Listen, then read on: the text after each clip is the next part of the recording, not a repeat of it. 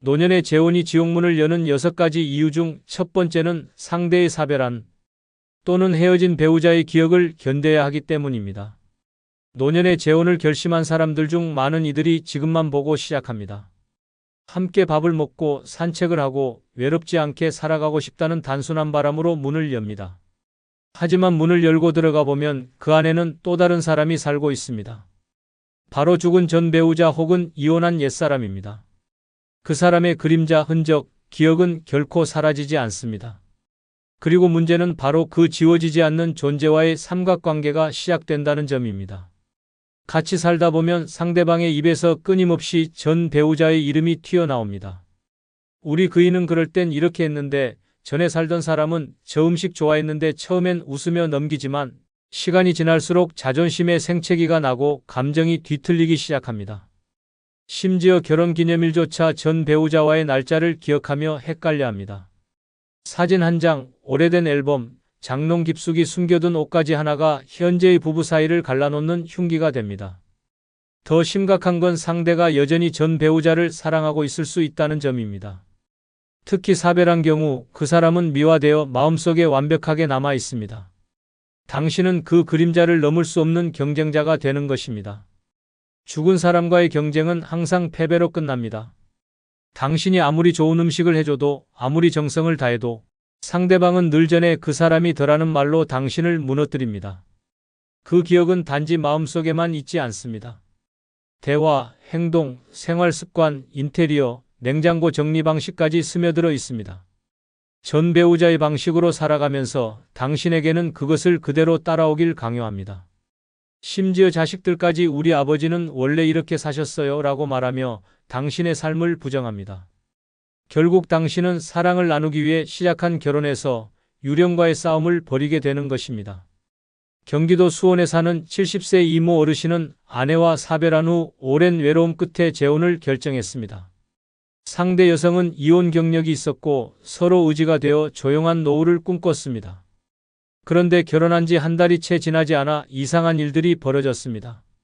식탁에는 늘 전 남편이 좋아했던 반찬이 올라왔고 벽에는 오래된 가족 사진이 버젓이 걸려 있었습니다. 어르신은 처음엔 배려라 생각했습니다. 하지만 매번 대화 도중 전 남편 이야기가 끊이지 않았습니다. 그 사람도 이 소파 좋아했어요. 그 사람도 감자볶음에 김 넣는 걸 좋아했지라는 말이 매 끼니마다 나왔습니다. 결정적인 건 생일날 케이크에 쓰여진 전 남편 이름인 늘 그리운 명호 씨라는 글귀였습니다. 이 어르신은 자신이 누구를 위한 자리를 지키고 있는지 혼란스러웠습니다. 결국 두 사람의 관계는 점점 어색해졌고 감정은 식어갔습니다. 어르신은 말했습니다. 내가 다시 사랑을 시작한 줄 알았는데 사실은 유령의 빈자리를 메우고 있었던 겁니다. 그 사람의 마음엔 내가 없었습니다. 죽은 사람만 있었죠. 재혼을 생각한다면 상대의 과거가 얼마나 현재에 침투해 있는지를 먼저 봐야 합니다. 아무리 좋은 사람이더라도 그 마음속에 죽은 사람이 자리를 잡고 있다면 그 결혼은 당신에게 지옥이 됩니다. 사랑이란 지금 이 순간을 함께 바라보는 것이어야 합니다. 과거의 망령을 끌어안은 채 시작하는 사랑은 결국 당신의 존재를 지워버릴 뿐입니다. 두 번째는 늙어가는 과정이 더 힘들어질 수 있기 때문입니다. 노년에 재혼을 하면 외로움이 사라질 것 같고 인생이 다시 활짝 피어날 것 같지만 현실은 정반대일 수 있습니다. 두 사람이 늙어가는 여정을 함께 한다는 건 아름다운 말처럼 들리지만 그 안에는 치열한 현실과 날카로운 고통이 숨어 있습니다. 각자 다른 몸 상태, 다른 습관, 다른 질환이 얽히고 설켜 늙어가는 과정은 더디고 무거워지기만 합니다. 혼자 늙는 것도 힘든데 둘이 함께 늙는 건 결코 쉬운 일이 아닙니다. 한 사람의 병이 시작되면 다른 사람도 금세 영향을 받습니다. 허리가 아프다, 무릎이 아프다, 눈이 침침하다. 이런 문제들이 동시에 터져 나오면 서로 위로는커녕 짜증만 남습니다. 어느 날은 한쪽이 병원 가자고 하고 또 어느 날은 다른 쪽이 통증을 호소하며 같이 못 나가겠다고 합니다. 그럴 때마다 갈등은 깊어지고 걱정은 커집니다. 더 큰 문제는 서로가 서로를 의지하기엔 이미 체력과 정신력이 바닥났다는 점입니다. 자식이라면 불편한 부모를 끝까지 책임질 수 있지만 재혼한 배우자는 결국 타인입니다. 처음엔 잘해보려 하지만 시간이 지나면서 피로와 실망이 쌓입니다. 당신도 늙어가잖아. 나 좀 그만 힘들게 해라는 말이 튀어나오는 순간 그 관계는 감정의 전쟁터로 바뀝니다. 또한 생활 방식과 병원 이용 방식, 식사 습관까지 달라지면 사소한 일 하나도 협의가 필요해집니다. 어떤 사람은 민간요법을 고집하고 또 어떤 사람은 병원에서 약을 받아야 안심합니다. 이견이 충돌할수록 몸보다 마음이 먼저 병들게 됩니다. 서로가 서로의 늙음을 감당해야 하는 상황, 그것은 로맨스가 아니라 생존 싸움입니다. 실제 사례를 하나 소개합니다. 충북에 사는 76세 윤모 어르신은 3년 전 함께 살던 친구의 권유로 69세 여성과 재혼을 했습니다. 두 분 다 기력이 있는 편이었고 시골에서 조용히 살기엔 좋았던 조합이었습니다. 하지만 얼마 지나지 않아 윤 어르신은 퇴행성 관절염이 악화되었고 상대 여성은 만성 당뇨로 인해 매일 혈당 체크와 식단 조절이 필요했습니다. 문제는 바로 식사였습니다. 윤 어르신은 짜고 진한 음식을 좋아했고 상대는 무조건 싱겁게만 먹어야 했습니다. 매 끼니마다 반찬을 따로 해야 했고 결국 나는 왜 맨날 내 병 따라 맞춰야 하냐는 말이 튀어나왔습니다. 거기에 약 타러 병원 갈 때도 서로 가는 병원이 달라 한 명은 차를 기다리고 다른 한 명은 택시를 잡고 생활이 점점 엉켜만 갔습니다. 결정적인 사건은 겨울에 일어났습니다. 윤 어르신이 눈길에 넘어져 엉덩이뼈 골절을 당했는데 상대 여성도 허리 디스크로 제대로 돌볼 수 없었습니다. 둘 다 거동이 불편한 상태에서 누가 밥을 하고 누가 약을 챙기고 누가 병원을 연락할지 몰라 집안이 그야말로 아수라장이 되었습니다.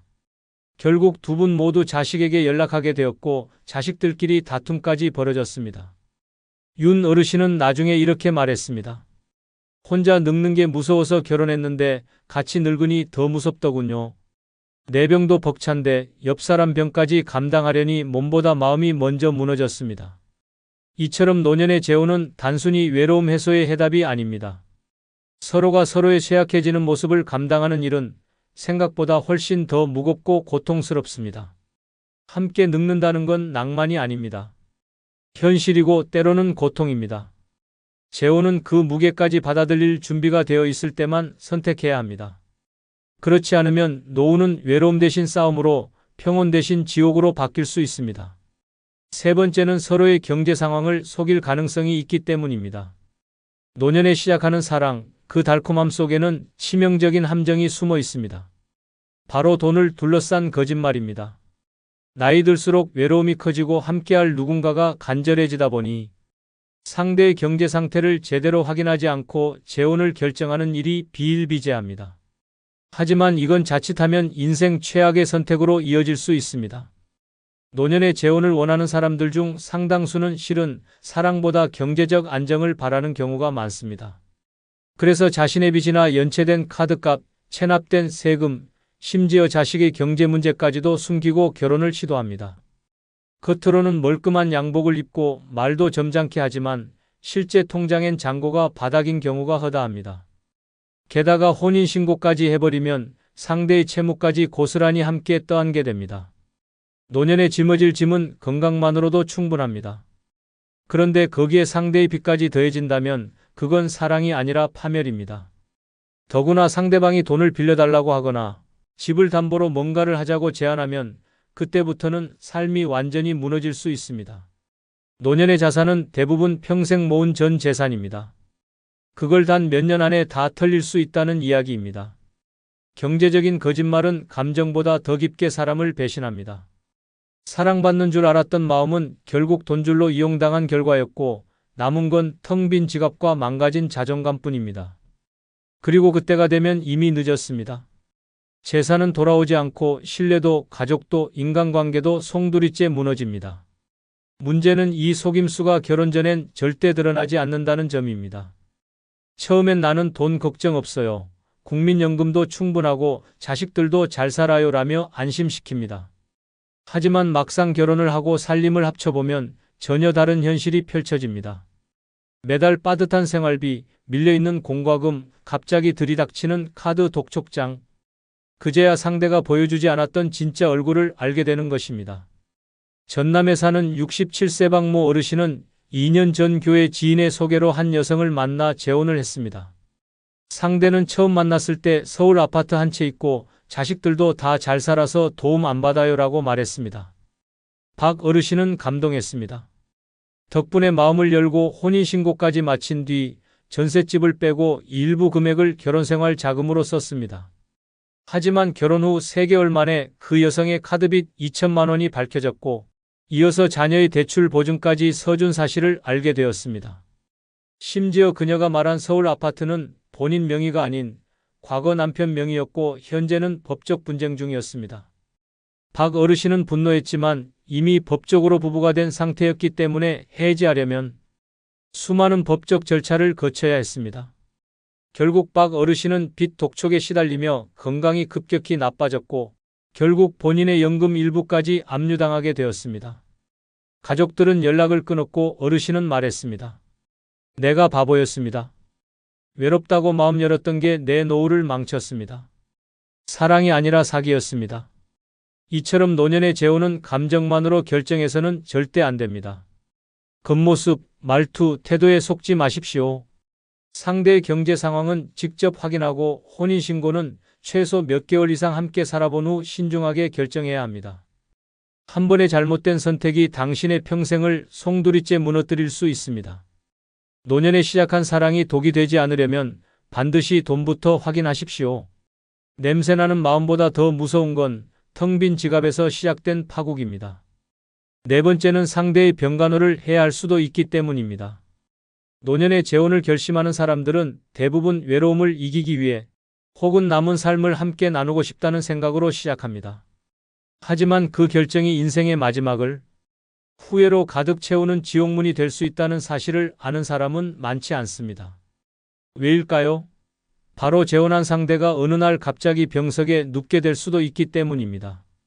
나이 들어 시작한 사랑이 어느 날 갑자기 병간호로 바뀌는 순간 그 관계는 로맨스가 아닌 의무와 짐으로 전락합니다. 단지 아플 수도 있다는 가능성이 아닙니다. 고혈압, 당뇨, 치매, 파킨슨병, 암. 노년의 흔한 질병들은 시간이 지날수록 상대를 전적으로 돌봐야 하는 상황으로 몰아갑니다. 손발을 씻겨야 하고 배설을 받아내야 하며 수면까지 감시해야 합니다. 그것도 사랑의 감정이 채자리 잡기도 전에 시작됩니다. 문제는 법적 배우자가 된 이상 병원에서는 보호자 서명을 요구합니다. 간병비, 수술 동의서, 책임 모두 당신의 몫이 됩니다. 자식도 친척도 책임지지 않습니다. 오직 재혼한 당신만이 전부를 감당해야 합니다. 상대는 당신을 믿고 기대지만 정작 당신은 그 무게에 눌려 숨이 막히게 됩니다. 감정적으로는 물론 경제적으로도 엄청난 부담이 몰려옵니다. 간병인은 하루 10만 원 이상, 장기 입원이라도 하게 되면 수천만 원이 순식간에 사라집니다. 처음에는 아프면 내가 돌보지라고 쉽게 말합니다. 하지만 막상 현실이 되면 이야기는 달라집니다. 사람이 하루 종일 병실에서 환자 곁을 지키는 삶을 견딘다는 건 정신적인 소모전입니다. 사랑으로 시작한 관계가 간병으로 끝날 때 그 마지막은 분노와 후회로 가득 찹니다. 경북에 사는 68세 김모 어르신은 5년 전 친구의 소개로 재혼을 했습니다. 성격이 잘 맞았고 서로 의지도 됐습니다. 문제는 재혼한 지 2년도 채 되지 않아 아내가 뇌졸중으로 쓰러졌다는 점입니다. 급성으로 진행되어 반신불수가 되었고 말도 제대로 하지 못하게 되었습니다. 김 어르신은 처음엔 책임감으로 병원에서 밤낮 없이 간호했습니다. 기저귀를 갈고 죽을 떠먹이고 말없이 손을 잡아줬습니다. 하지만 시간이 지나자 현실은 점점 고통이 되었습니다. 허리는 끊어질 듯 했고 밤마다 숙면은커녕 알람처럼 깨어났습니다. 무엇보다 경제적인 부담이 몰려왔습니다. 간병비를 줄이기 위해 병원을 옮기고 결국 집에서 간병을 시작했지만 그때부터 지옥이 열렸습니다. 하루 종일 집에 갇혀야 했고 친구들과의 연락도 끊겼습니다.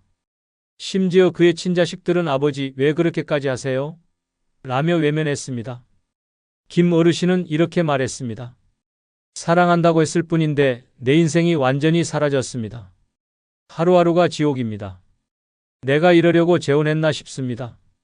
이처럼 노년의 재혼은 단순한 동거 이상의 책임을 동반합니다. 상대의 질병은 곧 나의 인생을 바꿔놓을 수 있는 핵폭탄입니다. 따뜻한 밥을 나눌 사람이 필요해서 시작한 재혼이 어느 날 병실 냄새와 오물 속에서 끝날 수도 있다는 현실. 절대 가볍게 생각하지 마십시오. 사랑은 감정이지만 간병은 현실입니다. 노년의 재혼, 이 점을 간과하면 그 선택은 당신을 지옥으로 끌고 갑니다. 다섯 번째는 서로 다른 가치관이 충돌할 수 있기 때문입니다. 사랑은 감정이지만 결혼은 생활입니다. 특히 노년에 시작하는 결혼은 더더욱 그렇습니다. 젊었을 땐 타협도 쉽고 변화도 가능했지만 나이가 들수록 각자의 삶의 방식은 고착되고 습관은 신념이 됩니다. 그 상태에서 재혼을 한다는 것은 서로 굳어진 삶을 하나로 억지로 엮는 것과 같습니다. 문제는 바로 여기서 시작됩니다. 가치관이 다르면 사랑은 금세 갈등으로, 말은 다툼으로 변해버립니다. 노년의 재혼은 흔히 성격 잘 맞으면 되지라고 가볍게 생각하기 쉽습니다. 하지만 실제로는 돈을 어떻게 쓸 것인가, 자식들과 어떤 거리를 둘 것인가, 집안일은 누가 어떻게 할 것인가 등 구체적인 생활 문제에서 심각한 차이를 보입니다.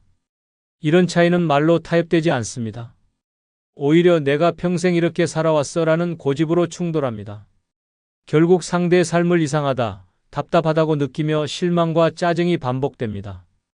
가장 흔한 예가 돈과 가족입니다. 한쪽은 매달 연금을 저축하며 미래를 걱정하고 다른 한쪽은 내 나이에 무슨 저축이냐며 하루하루를 즐기자고 말합니다. 또 한쪽은 자식들에게 일정한 거리를 두고 살고 싶어하는 반면 다른 한쪽은 자식과 손주들을 매일같이 끌어들입니다. 이 모든 게 가치관 차이이며 결국은 생활 충돌로 이어지는 핵심입니다. 이런 상황에서는 어느 한쪽이 일방적으로 양보하지 않으면 갈등은 절대 해결되지 않습니다. 하지만 양보도 한두 번이지 시간이 지날수록 쌓인 불만은 폭발합니다. 그냥 혼자 사는 게 더 편했지라는 생각이 머릿속을 맴돌기 시작하고 결국 말도 줄고 식사도 따로 하며 동거 아닌 동상이몽 상태가 됩니다. 충남에 사는 73세 장모 어르신은 친구의 권유로 2년 전 한 여성과 재혼을 했습니다. 처음엔 함께 아침을 먹고 공원을 걷는 것만으로도 삶이 풍요로워졌습니다. 그런데 문제가 하나둘씩 불거졌습니다. 장 어르신은 전략을 중요시하는 분이었고 전기밥솥 코드도 안 쓸 땐 꼭 뽑는 분이었습니다. 반면 새 배우자는 나이 들어 돈 아껴 뭐해요? 하며 TV를 밤새 틀고 물도 아낌없이 틀어놓는 스타일이었습니다. 거기에 음식 문제도 겹쳤습니다. 장 어르신은 평생간을 약하게 해서 먹어온 반면 상대는 짜고 매운 음식을 좋아해 매 끼니가 전쟁이었습니다. 자식들과의 관계도 문제였습니다. 장 어르신은 자식들 문제에 간섭하지 않길 바랐지만 상대는 매주 손주를 불러 자고 가게 했습니다. 결국 둘은 사소한 다툼이 쌓여 큰 말싸움으로 이어졌고 장 어르신은 어느 날 밤중에 혼자 짐을 싸서 고향으로 내려가 버렸습니다. 그는 이렇게 말했습니다. 내가 젊었을 땐 뭐든 맞춰줬습니다. 하지만 이 나이에 내가 평생 살아온 방식을 다 부정당하면서 살 순 없었습니다. 결국 혼자가 낫다는 걸 깨달았죠. 이처럼 노년의 재혼은 감정만으로 유지되지 않습니다. 각자의 고정된 가치관이 충돌할 때 그 상처는 젊을 때보다 훨씬 깊고 오래갑니다. 나이 들수록 고집은 강해지고 타협은 어려워지기 때문입니다. 여섯 번째는 가족 간의 유산 문제가 복잡해질 수 있기 때문입니다. 노년에 재혼을 하면 가장 먼저 흔들리는 것이 사랑이 아니라 돈입니다. 특히 유산 문제는 가족의 신뢰를 단숨에 무너뜨리고 형제자매 간의 전쟁을 불러오는 폭탄과도 같습니다. 이건 단순한 우려가 아닙니다. 수없이 많은 재혼 가정에서 실제로 벌어지는 피 튀기는 현실입니다. 자식들은 부모가 재혼하는 순간부터 계산기를 두드리기 시작합니다. 새 배우자가 아버지 유산을 가져가면 어떡하지? 엄마가 남긴 집을 그쪽 자식들이 나눠 갖는 건 아니겠지? 그 불안이 시작되면 가족은 더 이상 가족이 아닙니다. 감정은 사라지고 이권 싸움만 남습니다. 재혼 상대가 사망하든 본인이 먼저 세상을 떠나든 그 시점부터 유산 분배는 복잡한 법정 싸움으로 번지기 십상입니다. 특히 상속권이 자동적으로 재혼 배우자에게 생긴다는 점은 많은 자녀들에게 충격 그 자체입니다. 더 큰 문제는 내 자식이 아닌 사람에게 내 돈이 넘어간다는 심리적 분노입니다. 아무리 재혼한 배우자가 헌신적이고 좋은 사람이라도 자식의 입장에서는 결국 남입니다. 그런데 그 남에게 아버지의 집, 어머니의 예금이 넘어간다고 생각해 보십시오. 원망이 증오로 바뀌는데 오래 걸리지 않습니다.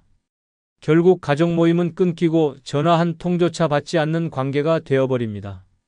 게다가 자식들끼리의 갈등도 함께 발생합니다. 어떤 자식은 그래도 아버지 행복하셨잖아라고 말하고 또 어떤 자식은 행복은 무슨 결국 돈 뺏긴 거야라고 반박합니다. 그렇게 형제들 사이에도 벽이 생깁니다. 사랑 하나 지키려고 시작한 재혼이 가족 전체를 찢어놓는 끔찍한 결과를 낳는 것입니다. 더 충격적인 건 유언장 하나 없이 재혼을 하게 되면 상황은 더더욱 최악으로 치닫는다는 점입니다. 법적으로는 재혼 배우자도 상속권을 가지기 때문에 본인의 의지와는 상관없이 유산이 쪼개져 나갑니다.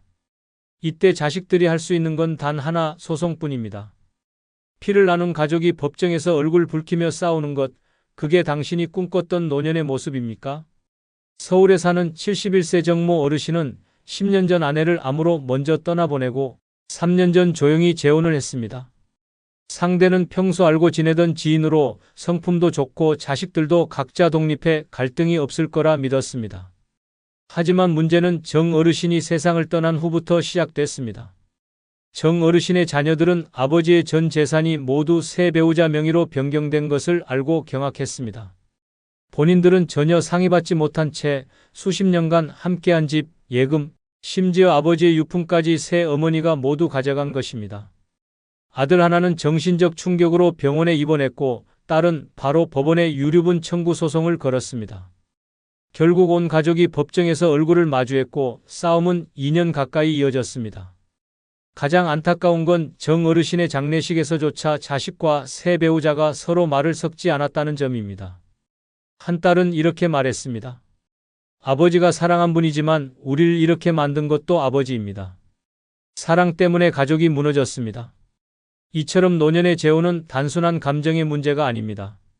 나를 사랑해주는 사람도 지키고 가족도 지키고 싶다면 재혼 전에 반드시 법적 정리를 해두십시오.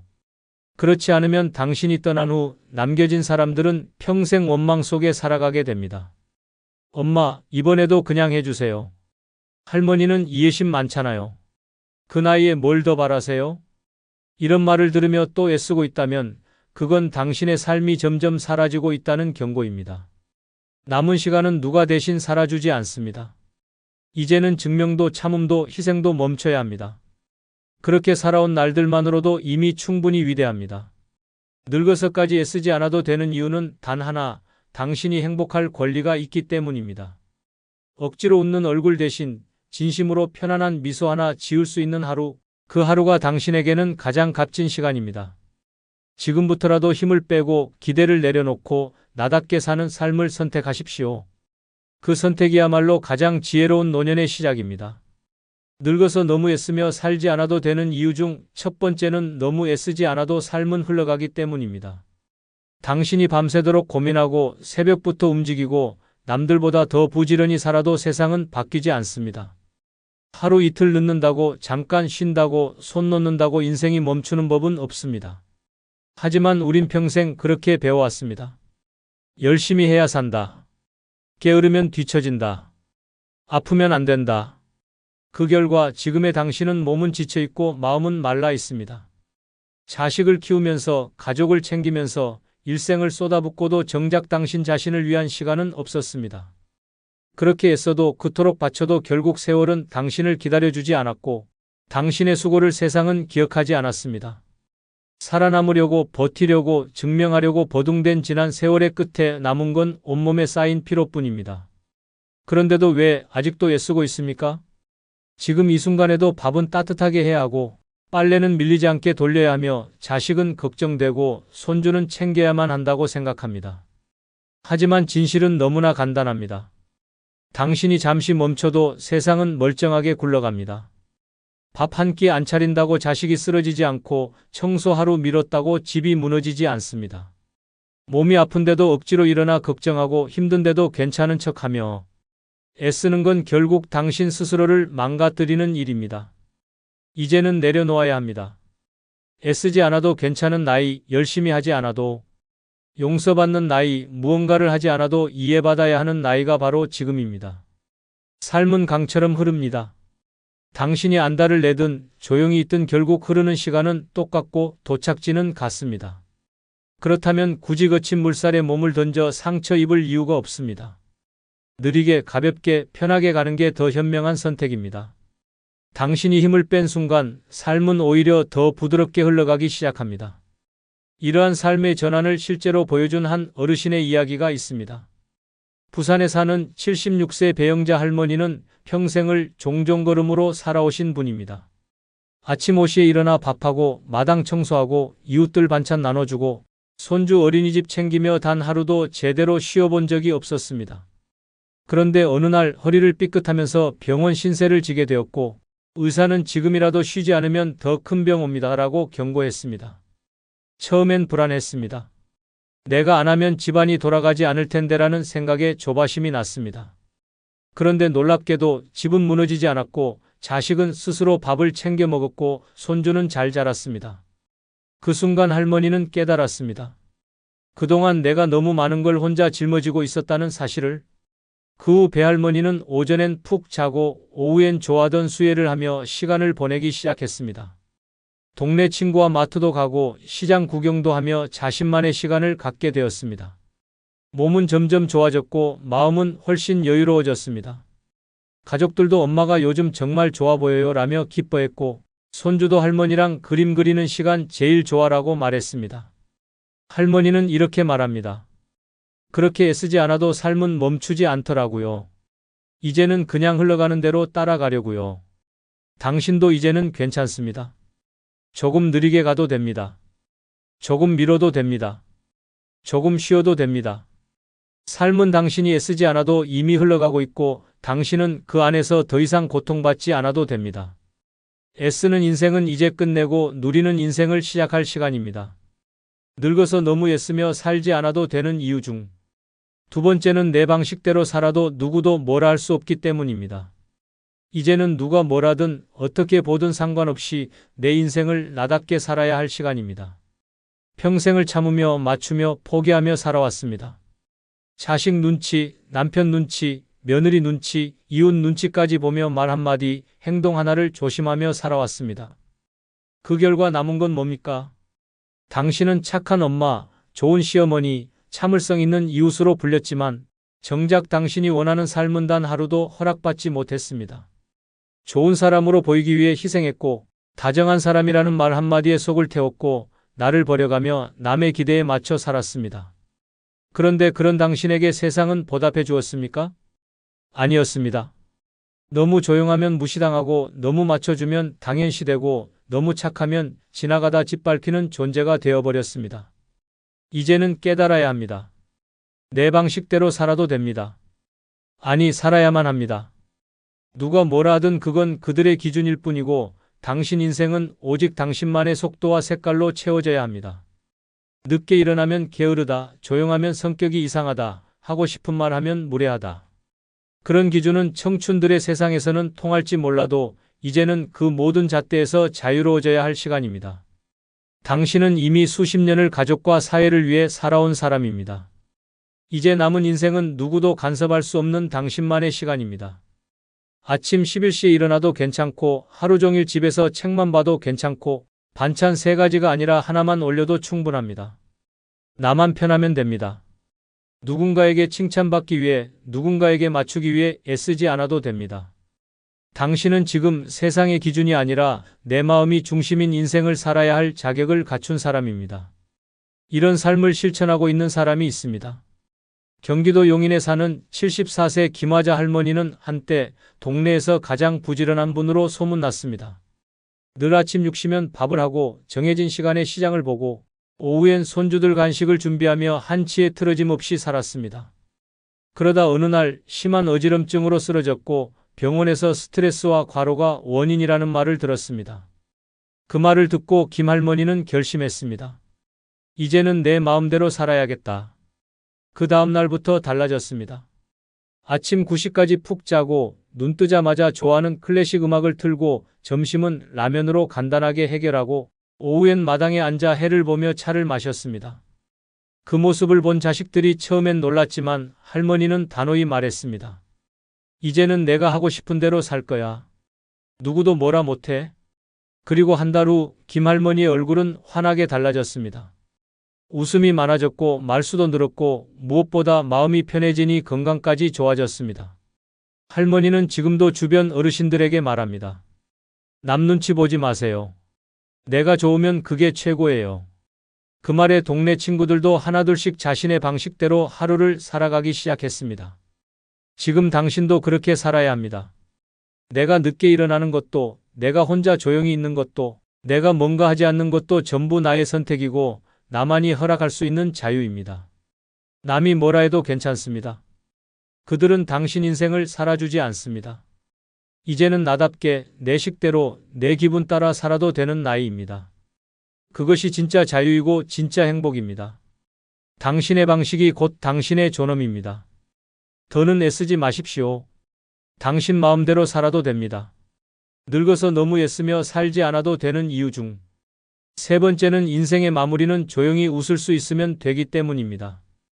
누가 더 많이 벌었는지, 누가 더 잘났는지, 누가 더 오래 참았는지를 따지며 살아온 삶은 결국 허무하게 끝나기 마련입니다.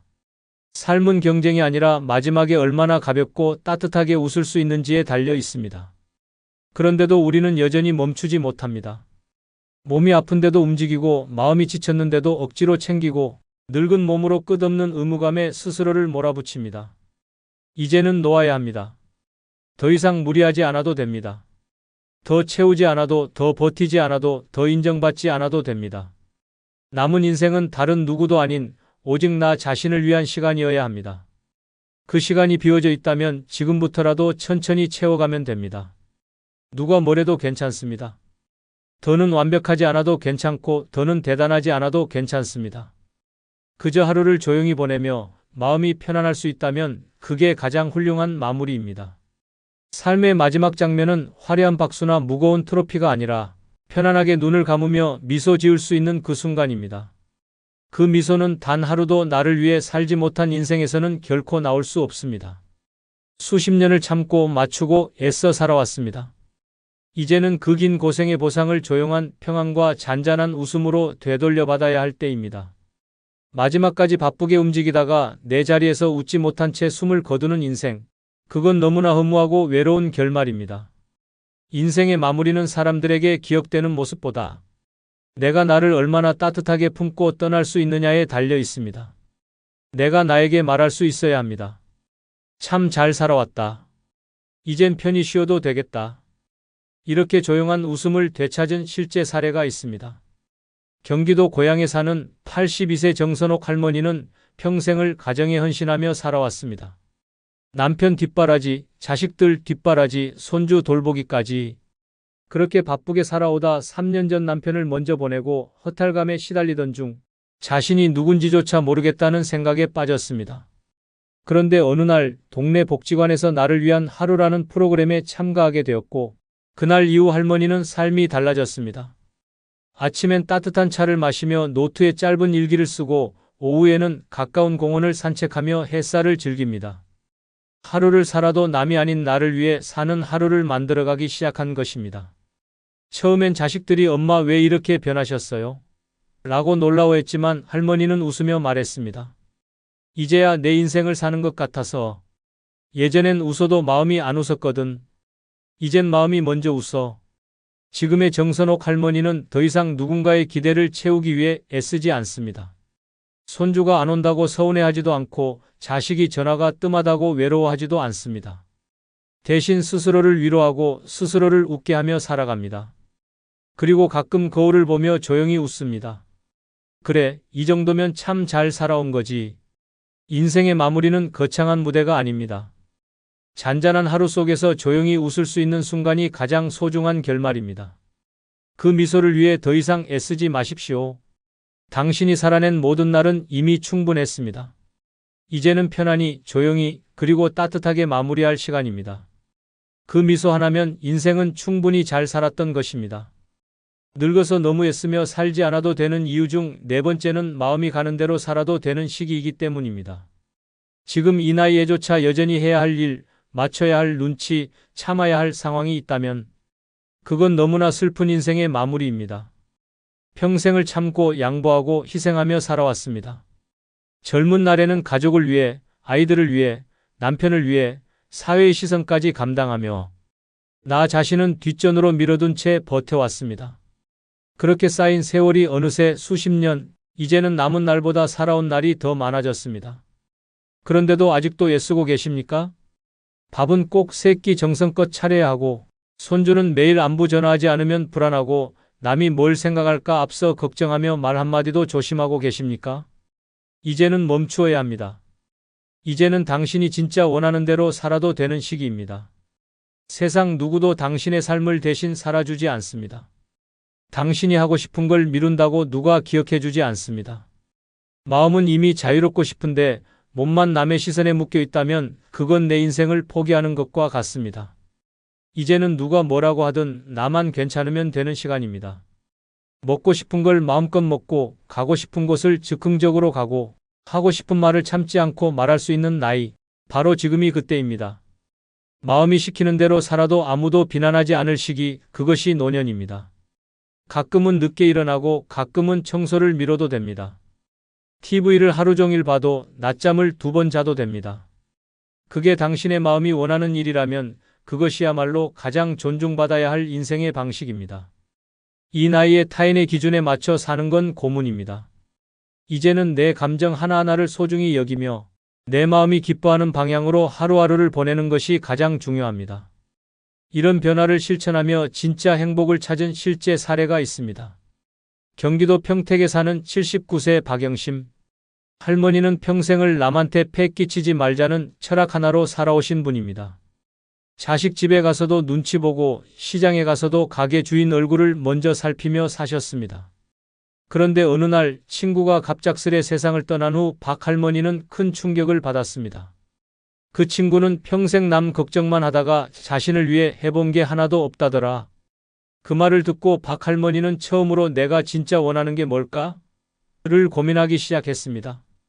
그날 이후 달라졌습니다. 혼자 영화관도 가고 혼자 여행도 다녔습니다. 매일 아침 자신에게 묻습니다. 오늘은 내 마음이 뭘 하고 싶어 하지? 그리고 그 마음이 이끄는 대로 움직입니다. 예전에는 사람들 눈치 보느라 꼭 정장 차림으로 외출했지만 지금은 예쁜 꽃무늬 바지를 입고 당당히 길을 걷습니다. 웃으며 말합니다. 이제야 진짜 나로 사는 것 같아요. 마음이 가는 대로 사니 하루가 얼마나 행복한지 몰라요. 이제 당신도 그렇게 사셔야 합니다. 누구의 엄마로, 누구의 아내로, 누구의 할머니로가 아니라 그저 나 자신으로 사는 삶, 그 삶을 허락해 줄 수 있는 사람은 오직 당신뿐입니다. 마음이 기뻐하는 쪽으로 움직이십시오. 당신의 인생은 아직 끝나지 않았고 지금이야말로 가장 당신답게 살 수 있는 최고의 순간입니다. 늙어서 너무 애쓰며 살지 않아도 되는 이유 중 5번째는 비록 가진 게 적어도 내가 더 행복할 수 있기 때문입니다. 우리는 평생을 가지기 위해 살았습니다. 더 큰 집, 더 많은 돈, 더 좋은 물건, 더 훌륭한 자식, 더 많이 가진 이웃을 보며 그걸 기준 삼아 자신을 판단했습니다. 남보다 부족하다고 느끼면 자책했고 못 따라가면 부끄러웠습니다. 하지만 그 결과는 어땠습니까? 끝없는 비교, 타는 속, 억지 웃음, 마음속 공허함뿐이었습니다. 많이 가졌다고 다 행복한 게 아니라는 진실은 나이 들어서야 비로소 실감됩니다. 진짜 불행은 가진 게 적은 것이 아니라 가진 걸 행복하게 느끼지 못하는 데서 시작됩니다. 남과 비교하는 순간 소중한 것도 하찮아지고 감사한 것도 당연해지고 결국은 나를 망가뜨리는 탐욕의 덫에 스스로를 가두게 됩니다. 노년의 가장 위험한 감정은 외로움보다 상실감입니다. 나는 왜 이렇게 없을까? 왜 이렇게 초라할까? 왜 내 자식은 저렇지 못할까? 이런 생각들이 하루를 갉아먹고 결국 삶 자체를 무너뜨립니다. 하지만 마음을 바꾸는 순간 모든 것이 달라집니다. 없는 것보다 지금 있는 것에 감사할 줄 알게 되면 인생이 갑자기 따뜻해지고 내가 가진 것 하나하나가 빛나기 시작합니다. 노년의 행복은 절대 돈에서 나오지 않습니다. 진짜 행복은 평온한 마음, 편안한 잠, 따뜻한 밥, 그리고 내가 좋아하는 사람과 웃을 수 있는 여유에서 나옵니다. 비록 가진 게 적어도 하루 한 끼 따뜻한 밥을 내가 좋아하는 방식으로 먹을 수 있다면 그건 분명히 행복한 삶입니다. 백화점 가방이 없더라도 내가 고른 1,000원짜리 지갑에 만족할 수 있다면 그게 진짜 부자입니다. 행복은 숫자가 아니라 감정이며 조건이 아니라 선택입니다. 이런 생각을 삶으로 실천하고 있는 실제 사례가 있습니다. 부산 금정구에 사는 81세 이정희 할머니는 노후가 넉넉하지 않았습니다. 남편 없이 홀로 자식 셋을 키우며 하루하루 일만 했고 막상 노인이 되어보니 주머니에 늘 10,000원 한 장 남기기도 힘든 날들이 이어졌습니다. 그런데도 이 할머니는 동네에서 제일 많이 웃는 사람으로 불립니다. 아침이면 시장에서 몇천 원어치 채소를 사와 직접 국을 끓이고 단칸방 창가에 화분 하나 놓고 우리 집 정원이라며 행복해합니다.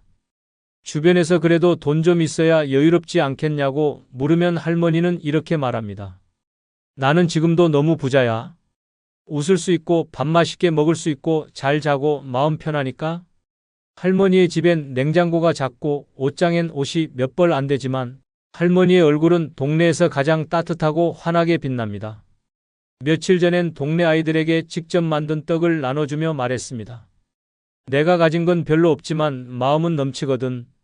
그거 나눌 줄 아는 게 진짜 잘 사는 거야. 그 말에 모두가 고개를 끄덕였습니다. 비록 가진 게 적어도 행복은 충분히 누릴 수 있습니다. 오히려 많이 가진 사람보다 덜 가진 것을 사랑할 줄 아는 사람이 더 깊은 행복을 느낍니다. 이제는 더 가지려 하지 마십시오. 지금 있는 것 안에서 감사하고 웃고 나누며 살아가는 것이 진짜 부자, 진짜 행복한 인생입니다. 애쓰지 않아도 됩니다. 당신은 이미 충분히 가지고 있고 충분히 행복해질 자격이 있습니다. 왜 갑자기 성격이 달라지셨어요? 이제는 너무 자기중심적인 거 아니에요? 예전엔 참 따뜻하셨는데. 이런 말에 흔들릴 필요 없습니다.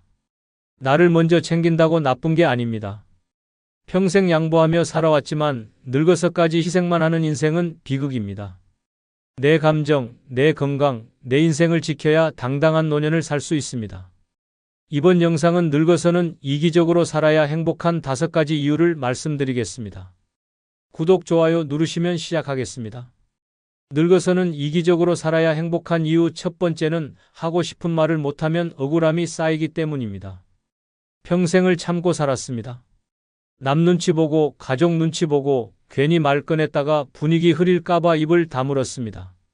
그런데 그 조용한 인내의 끝은 고요한 분노, 울분, 그리고 말 못할 병으로 되돌아왔습니다. 하고 싶은 말을 마음속에만 쌓아두면 그것은 절대 사라지지 않습니다. 그 감정은 몸 안에서 답답함으로, 두통으로, 가슴 통증으로, 고혈압으로 변해갑니다.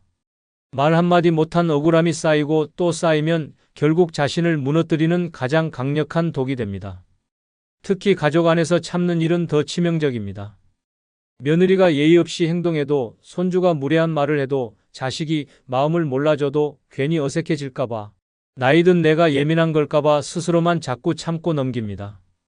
그러나 그 순간 상대는 오히려 이렇게 생각합니다. 아무 말 없는 걸 보니 괜찮은가 보다. 원래 저분은 이해심이 많으시니까. 그 순간부터 당신은 의견 없는 사람, 말 안 해도 되는 사람, 당해도 조용히 넘기는 사람이 되어갑니다. 하지만 참는다고 모두가 고마워하지는 않습니다. 오히려 그 침묵은 당연함과 무시로 돌아오고 당신의 존재는 점점 희미해집니다. 존중은 표현에서 나옵니다. 당신의 말 한마디가 있어야 비로소 사람들은 당신의 감정을 인식하고 존재를 다시 바라보게 됩니다. 억울한데 말하지 않으면 평생 억울한 채로 늙어갑니다. 감정은 표현하지 않으면 썩고 썩은 감정은 마음을 병들게 하고 병든 마음은 몸까지 무너뜨립니다. 그러다 어느 날 아무도 당신의 마음을 이해하지 못한 채 왜 그동안 말 안 하셨어요? 라는 뒷북 위로만 던집니다. 나이 들어 하고 싶은 말조차 못하면 남는 건 후회뿐입니다. 그 한마디가 나를 살리는 생존의 소리입니다. 이제는 참는 것이 미덕이 아닙니다. 감정을 정확히 전달하고 내 입장을 표현하며 내 감정을 보호하는 것이야말로 진짜 품이 있는 노년의 태도입니다. 이 말 못한 억울함으로 고통을 겪었던 실제 사례가 있습니다. 충북 제천에 사는 76세 정미자 할머니는 평생을 그래, 괜찮다는 말로 살아오신 분입니다. 자식들이 무심하게 굴어도 며느리가 무례해도 그럴 수도 있지 하며 넘겼습니다. 그러던 어느 날 손주가 명절 아침에 할머니 음식 별로 안 좋아요라는 말을 던졌고 모두가 웃으며 넘겼지만 정할머니는 그날 밤 혼자 화장실에서 소리 없이 울었습니다. 다음 날 딸이 이유를 묻자 할머니는 처음으로 속마음을 꺼냈습니다. 한마디라도 서운하다고 말했으면 이렇게 속이 썩진 않았을 거야. 그 말을 듣고 가족들은 큰 충격을 받았고 그 후로 할머니의 말에 귀 기울이기 시작했습니다. 지금은 정할머니도 더 이상 참지 않습니다. 그건 좀 서운하네. 이건 다음엔 바꿨으면 좋겠어. 그 한마디가 관계를 바꾸고 존중을 불러왔습니다. 참는다고 평화가 오지 않습니다. 말해야 관계가 살아납니다. 지금 당신이 해야 할 말, 그게 바로 당신을 살리는 가장 강력한 힘입니다. 늙어서는 이기적으로 살아야 행복한 이유 두 번째는 좋은 사람만 하려다 평생 이용당하기 때문입니다. 늙어서는 이기적으로 살아야 행복한 이유 중 하나는 좋은 사람만 하려다 평생 이용당하기 때문입니다. 평생을 착하게 살았습니다. 누구 부탁도 거절 못하고 힘들어도 괜찮다고 웃고 내 것을 나눠주며 살았습니다. 그런데 돌아보면 남는 건 좋은 사람이라는 애매한 명찰 하나뿐입니다. 정작 나는 맨날 뒷전이고 내 마음 알아주는 사람 하나 없다는 외로움만 남았습니다. 사람들은 착한 사람에게 더 많은 것을 요구합니다. 부탁 좀 할게요. 이번 한 번만요. 그 정도는 해주시잖아요. 처음엔 고마움이라도 표현하지만 시간이 지나면 그것도 사라지고 당연한 노동, 의무, 책임으로 바뀌어 갑니다. 좋은 사람 코스프레를 오래 하면 무서운 일이 벌어집니다. 당신의 희생이 당연해지고 당신의 고통이 무시되며 당신의 감정은 사라집니다. 아무리 착해도 아무리 참아도 결국 남은 건 헐값에 취급당한 인생의 찌꺼기뿐입니다. 특히 나이 든 후에도 계속 좋은 사람 하려는 사람은 자식들에게도 가족들에게도 이웃들에게도 끝없는 이용 대상으로 전락합니다. 도와줬는데 연락 한 통 없고 줬는데 감사도 없고 챙겨줬는데 오히려 왜 이제야? 라는 소리까지 듣게 됩니다. 착한 사람은 사람들에게 안전한 대상, 부담 없는 소비재가 됩니다. 내 시간이, 내 체력이, 내 돈이, 내 감정이 슬그머니 빼앗기고 내 존재는 조용히 지워져 갑니다. 그렇게 이용당하고도 괜찮다며 웃는 그 표정이 결국 당신의 삶을 초라하게 만듭니다. 이기적으로 산다는 건 무례하게 산다는 게 아닙니다. 그것은 내 시간, 내 감정, 내 건강을 지키기 위한 당연한 선택입니다. 나는 오늘 이거 하기 싫어요. 이건 제 인생이니까 제가 결정할게요. 그 부탁은 어려워요. 이 단순한 말 하나가 당신을 이용당하는 인생에서 벗어나게 해주는 강력한 방패입니다. 나이가 들수록 거절은 선택이 아니라 생존입니다. 내 노후를 망치는 가장 빠른 길은 계속해서 좋은 사람인 척하며 이용당하는 삶을 사는 것입니다. 이제는 좋은 사람이 아니라 존중받는 사람, 필요할 때 단호한 사람, 자기 권리를 아는 사람으로 살아야 합니다. 그래야 늙어서도 내 자리를 지키고 내 삶의 중심에서 행복을 누릴 수 있습니다. 이 말에 대한 실제 사례가 있습니다. 경기도 성남에 사는 75세 이영자 할머니는 동네에서 유명한 좋은 이웃이었습니다. 김치 담그면 나눠주고 집안일 부탁하면 싫은 소리 없이 해주고 심지어 며느리까지도 우리 엄마는 진짜 천사예요 라며 입버릇처럼 말하곤 했습니다. 하지만 천사라 불리던 할머니는 점점 허리 통증, 손목 통증, 심한 우울감에 시달렸습니다. 아무도 알아주지 않고 고마운 말 하나 없는 상황이 반복되자 마음속 분노가 쌓였고 어느 날 자식에게 소리치듯 말했습니다. 너희는 내가 해주는 게 당연하지? 나 사람 아니야? 나도 이제 못해. 하기 싫어.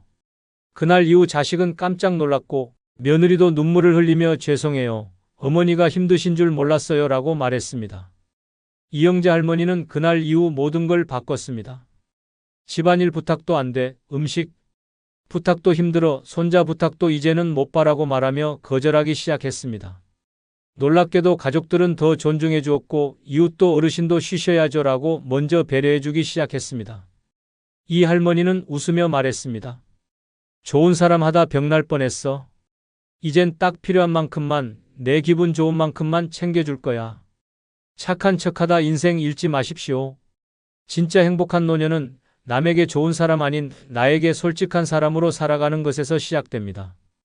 당신을 희생시키는 좋은 사람 타이틀은 이제 벗어도 됩니다. 남보다 나를 먼저 챙기는 이기심이야말로 늙어서도 존중받고 행복하게 살아남는 가장 현명한 방법입니다.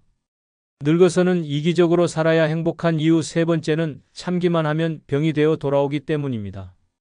늙어서는 이기적으로 살아야 행복한 이유 중 하나는 참기만 하면 병이 되어 돌아오기 때문입니다.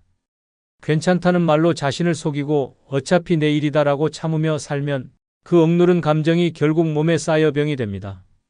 누가 봐도 인생의 후반기에는 나를 위한 시간, 나를 위한 감정이 우선이지만 많은 노인들이 여전히 좋은 사람 코스프레를 하며 참는 습관을 고집합니다.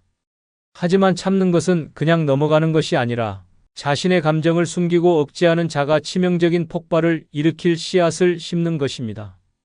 감정을 억누르면 그 억제된 에너지는 몸속에 쌓이고 뇌에서 불만으로 변하고 결국은 통증, 질병, 그리고 고통으로 나타나기 시작합니다. 사람들은 자주 참는 게 미덕이다라고 말합니다. 그러나 참는 것의 본질은 자기 자신을 무시하고 내 감정을 덮어두고 결국 내 건강을 바꾸는 위험한 선택입니다. 나이든 몸은 더 이상 감정을 억제하는 것에 내성이 없으며 억지로 참으면서 스트레스 호르몬인 코르티솔이 분비되면 면역력은 떨어지고 체내 염증이 쌓여갑니다. 이는 심각한 만성질환, 고혈압, 당뇨병, 그리고 심장병을 불러옵니다. 참는 것의 가장 큰 문제는 무엇을 참는지 모르는 경우입니다. 자식이 무시해도 며느리가 예의 없다고 해도 옆집 이웃이 지나치게 요구해도 그저 다 참습니다. 처음에는 그냥 괜찮아라고 웃어넘깁니다.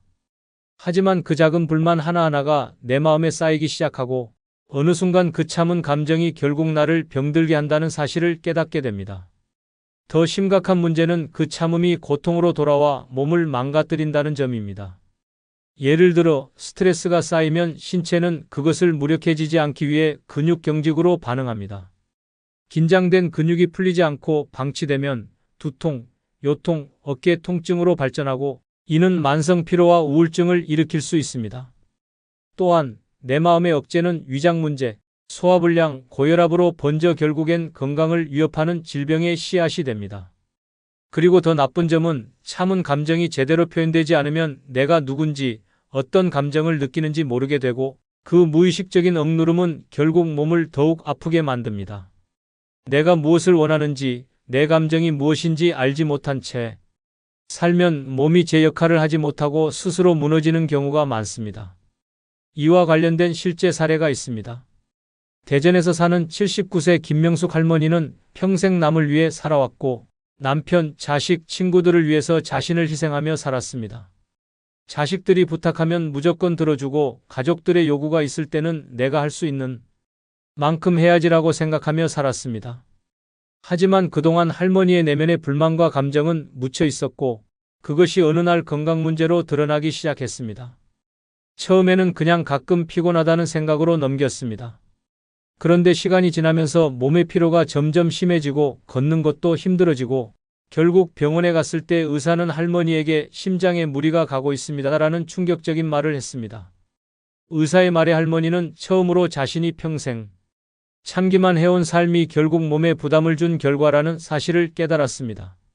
할머니는 병원에서 돌아온 후 이제는 남들에게 아니오라고 말하는 법을 배우기 시작했습니다. 자식이 요구할 때도 이웃이 부탁할 때도 자신의 한계를 인정하며 거절하고 내 감정을 먼저 챙기기 시작한 것입니다. 처음에는 그런 자신을 이해하지 못할까봐 걱정했지만 할머니는 점차 내 마음을 표현하고 내 감정을 숨기지 않는 삶을 살기 시작했습니다. 그 결과 허리 통증, 다리 무거움, 심장 통증은 점차 사라졌고 무엇보다 자신의 삶을 다시 살아가는 기쁨을 느끼기 시작했습니다. 김할머니는 말합니다. 내가 아니면 누구도 나를 생각해주지 않아. 이제는 내 마음대로 살아도 돼. 오히려 그렇게 사니까 내가 더 건강해지더라고요. 그리고 할머니는 이제 매일 자기만의 시간을 가지고 가족과의 관계도 다시 조정하며 나를 우선으로 생각하는 법을 실천하고 있습니다. 참는 것, 그것이 병이 되어 돌아오는 이유입니다. 내 감정을 억누르고 참고 살아서는 몸도 마음도 건강할 수 없습니다. 늙어서는 이기적으로 살아야 행복한 이유 네 번째는 남의 눈치 보며 사는 건 청춘에나 어울리기 때문입니다. 늙어서는 이기적으로 살아야 행복한 이유 중 하나는 남의 눈치 보며 사는 건 청춘에나 어울리기 때문입니다. 젊었을 땐 어쩔 수 없었습니다. 직장 상사 눈치, 시부모 눈치, 친정 식구 눈치, 남편 눈치, 자식 눈치까지 평생을 눈치만 보며 살아왔습니다. 기분이 나빠도 참고 하고 싶은 말도 삼키고 가고 싶은 곳도 미루고 오로지 남들 기준에 맞춰 살아왔습니다. 그랬더니 남은 건 지친 몸, 굽은 허리, 말라버린 감정뿐이었습니다. 눈치를 본다는 건 곧 내가 나를 부정하는 삶입니다. 상대가 어떻게 생각할까? 저 사람이 뭐라고 할까? 혹시 기분 나쁘면 어쩌지 이런 생각에 내 욕구와 감정은 언제나 뒷전으로 밀려납니다. 특히 노년기에 접어들고 나서도 여전히 눈치를 보며 살아간다면 그것은 스스로를 끝까지 숨기며 살아가는 자멸의 인생입니다. 지금 이 나이에 내가 입고 싶은 옷도 눈치 보고 먹고 싶은 음식도 남이 싫어할까봐 피하고 하고 싶은 말도 꺼내지 못한 채 입을 다무는 삶은 결국 나 없는 인생으로 끝나게 됩니다. 눈치는 타인의 기분에 맞춰 자신을 조절하는 행위입니다. 하지만 나이가 들면 그럴 필요가 없습니다. 왜냐하면 당신은 이제 타인의 기준을 맞추기 위해 사는 시기가 아니라 당신 자신의 기준으로 살아야 할 시기이기 때문입니다. 남 눈치보다 건강을 망치고 자식 눈치보다 기분을 포기하고 며느리 눈치보다 존재감마저 잃어버리는 순간 당신은 더 이상 나가 아니라 그저 누군가에게 맞춰주는 그림자 같은 존재가 되어버립니다. 이제는 바뀌어야 합니다. 남 눈치 보지 않는 태도, 그것이야말로 노년의 당당함이고 자존심입니다. 당신이 뭘 입든 뭘 먹든 뭘 말하든 간섭받지 않아야 하는 이유는 그것이 진짜 어른의 모습이기 때문입니다. 살 만큼 살았고 할 만큼 했고 이제는 당신의 기분, 당신의 결정, 당신의 선택을 최우선으로 생각하며 살아야 할 시간입니다. 남이 뭐라 하든 신경 쓰지 마십시오. 그들은 당신 인생에 책임지지 않습니다.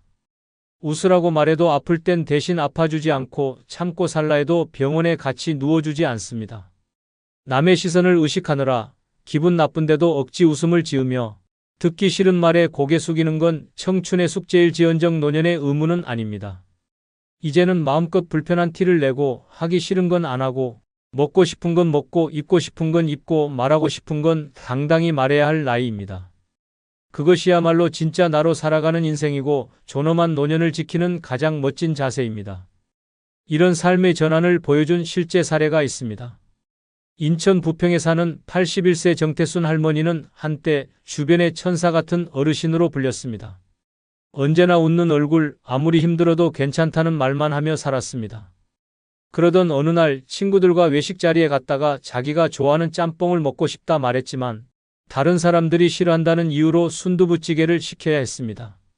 그날 이후로 할머니는 집에 와서 이렇게 중얼거렸습니다.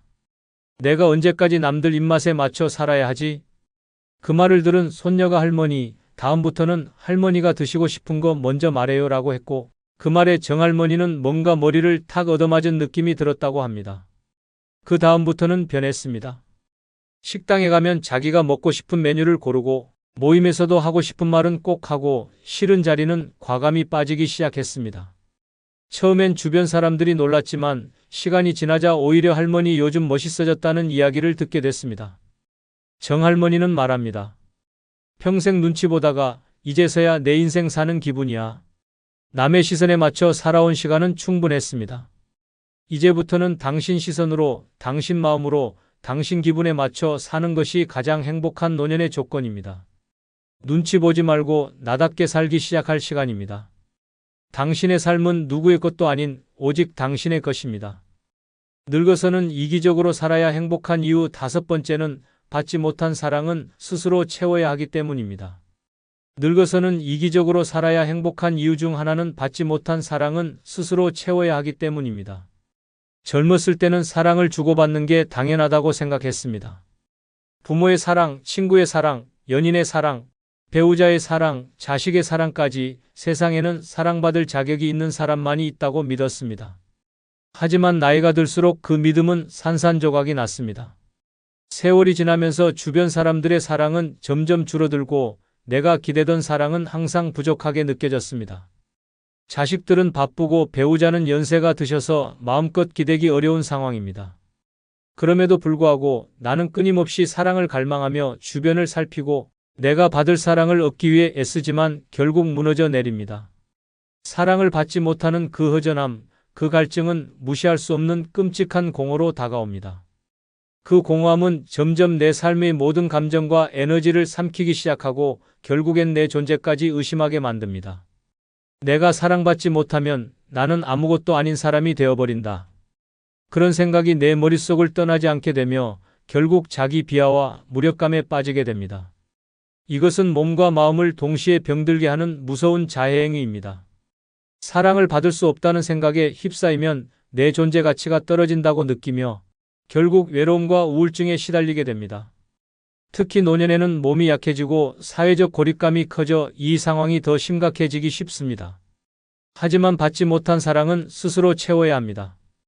그 사랑을 다른 사람에게 기대고 바라보며 허덕이지 말고 내가 나를 사랑하는 법을 배워야만 진정한 행복을 찾을 수 있습니다. 이제는 더 이상 기다리고 바라보고 상처받고 그렇게 살아가서는 안 됩니다. 내가 내 인생의 주인공이 되어 스스로를 사랑하는 방법을 찾는 것이 진정한 행복으로 가는 길입니다. 사람은 주위 사람들의 사랑을 받지 못할 수도 있지만 내면에서 자신을 사랑하는 법을 깨달으면 그 공허함은 채워집니다. 나를 존중하고 나를 아끼고 나를 이해해 주는 것이야말로 내가 할 수 있는 가장 큰 사랑입니다. 나이 들어서도 스스로 사랑할 수 있으면 다시 태어난 것처럼 젊고 활기찬 삶을 살아갈 수 있습니다. 이와 관련된 실제 사례가 있습니다. 서울에 사는 80세 김영희 할머니는 40년 넘게 직장 생활을 하셨고 자식들을 잘 키우셨습니다. 하지만 남편은 일찍 돌아가시고 자식들은 다 바쁜 삶을 살고 있었습니다. 처음엔 그래도 자식들이 있기 때문에 외롭지 않다며 스스로 위로했지만 시간이 지나면서 점점 외로움과 공허함이 커졌습니다. 하루는 손자에게 전화를 걸었고 할머니, 지금은 좀 바쁜데 나중에 얘기할게요 라는 말을 들은 할머니는 갑자기 크게 상처를 받았고 마음속에서 사랑받지 못한다는 느낌이 더 강해졌습니다. 그때 할머니는 자신이 지금껏 살아오면서 스스로를 얼마나 사랑하지 않았는지 깨닫게 되었습니다. 언제나 자식들, 남편, 친구들 모두를 먼저 챙기고 자신은 뒤로 미뤄왔던 것이었습니다. 사랑을 받기만 기다리는 삶이 아니라 사랑을 주는 삶을 살지 않았다는 사실에 충격을 받았습니다. 그 후 김할머니는 스스로를 사랑하는 방법을 배우기 시작했습니다. 매일 아침 거울을 보며 나는 멋지다라고 말하고 좋아하는 음식을 만들며 자신을 위한 시간을 가졌습니다. 친구들에게도 나는 오늘 무슨 일이 있고 나가야 한다며 자신의 삶을 우선시하기 시작했습니다. 그 결과 할머니는 예전보다 훨씬 활기차고 밝은 모습을 보였습니다. 자식들이 그 모습을 보고는 할머니, 예전보다 정말 좋아 보인다고 칭찬했습니다. 더 이상 사랑을 기다리기만 하지 않았기 때문에 오히려 주변 사람들의 관심과 사랑이 자연스럽게 돌아오게 된 것입니다. 내가 나를 사랑하지 않으면 누구도 내 마음을 채워줄 수 없다는 할머니의 말은 그 이후로 주변 사람들에게 큰 감동을 주었습니다. 받지 못한 사랑은 스스로 채워야 하는 법입니다. 그때부터 할머니는 자신의 삶을 즐기고 나를 사랑하며 행복을 스스로 만들어가며 살아가고 있습니다. 이처럼 스스로를 사랑하고 존중하는 법을 깨달은 순간 인생의 절반이 끝난 것 같았던 할머니는 다시 새로운 의미를 찾고 행복을 되찾았습니다. 그럼 이상 영상을 마치겠습니다. 감사합니다. 지금 당신이 아무렇지 않게 하고 있는 그 행동 하나가 노년의 몸을 서서히 망가뜨리고 있다는 사실을 알고 있습니까? 작은 습관 하나가 뇌출혈을 부르고 위장을 썩게 만들며 당신을 병원 침대에 눕히는 시한폭탄이 될 수 있습니다. 매일 반복되는 그 습관이 결국 생명을 위협하게 됩니다. 이번 영상은 노년에 치명적으로 몸이 망가뜨리는 5가지 나쁜 습관에 대해 설명드리겠습니다. 구독, 좋아요 누르시면 시작하겠습니다. 첫 번째 나쁜 습관은 달고 기름진 음식을 매일 먹는 습관입니다. 젊었을 땐 먹고 나서 뛰면 해결되던 일이 나이가 들수록 그대로 내 몸의 독으로 쌓입니다. 단맛은 혀에는 달콤하지만 혈관에는 독처럼 스며들고 기름진 음식은 입에는 고소하지만 장기에는 서서히 시한폭탄이 됩니다. 그런 음식을 매일같이 섭취하면 몸속은 썩어가고 있는데 겉만 멀쩡한 상태로 노화를 가속화하게 됩니다. 문제는 바로 매일이라는 습관입니다. 특별한 날에 한두 번 먹는 것이 아니라 매일 집어드는 도넛 한 조각, 식후에 꼭 먹는 달달한 과자, 한 봉지 국물 위에 기름이 동동 뜬 고깃국을 아무렇지 않게 먹는 그 반복이 몸을 서서히 망가뜨립니다. 당뇨병, 고혈압, 고지혈증, 지방간, 혈관질환, 심장병, 뇌졸중까지 하나라도 무섭지만 이들은 절대 단독으로 오지 않고 함께 몰려와 노년의 삶을 무너뜨립니다. 특히 노년기의 단맛은 뇌의 보상 시스템을 강하게 자극해 행복하다는 착각을 주지만 사실상 그 행복은 거짓입니다. 짧은 쾌락을 주는 대신 몸은 점점 피로해지고 면역력은 떨어지며 만성 염증이 자리 잡게 됩니다. 고기 반, 튀김 반인 식탁은 처음엔 풍요로워 보이지만 결과적으로 약봉지 반, 병원 반이 되어 돌아옵니다. 가장 무서운 건 이런 식습관을 바꾸려고 할 때 극심한 저항이 온다는 점입니다. 몸은 이미 단맛과 기름에 길들여져 있고 맛없는 음식은 받아들이지 않게 됩니다.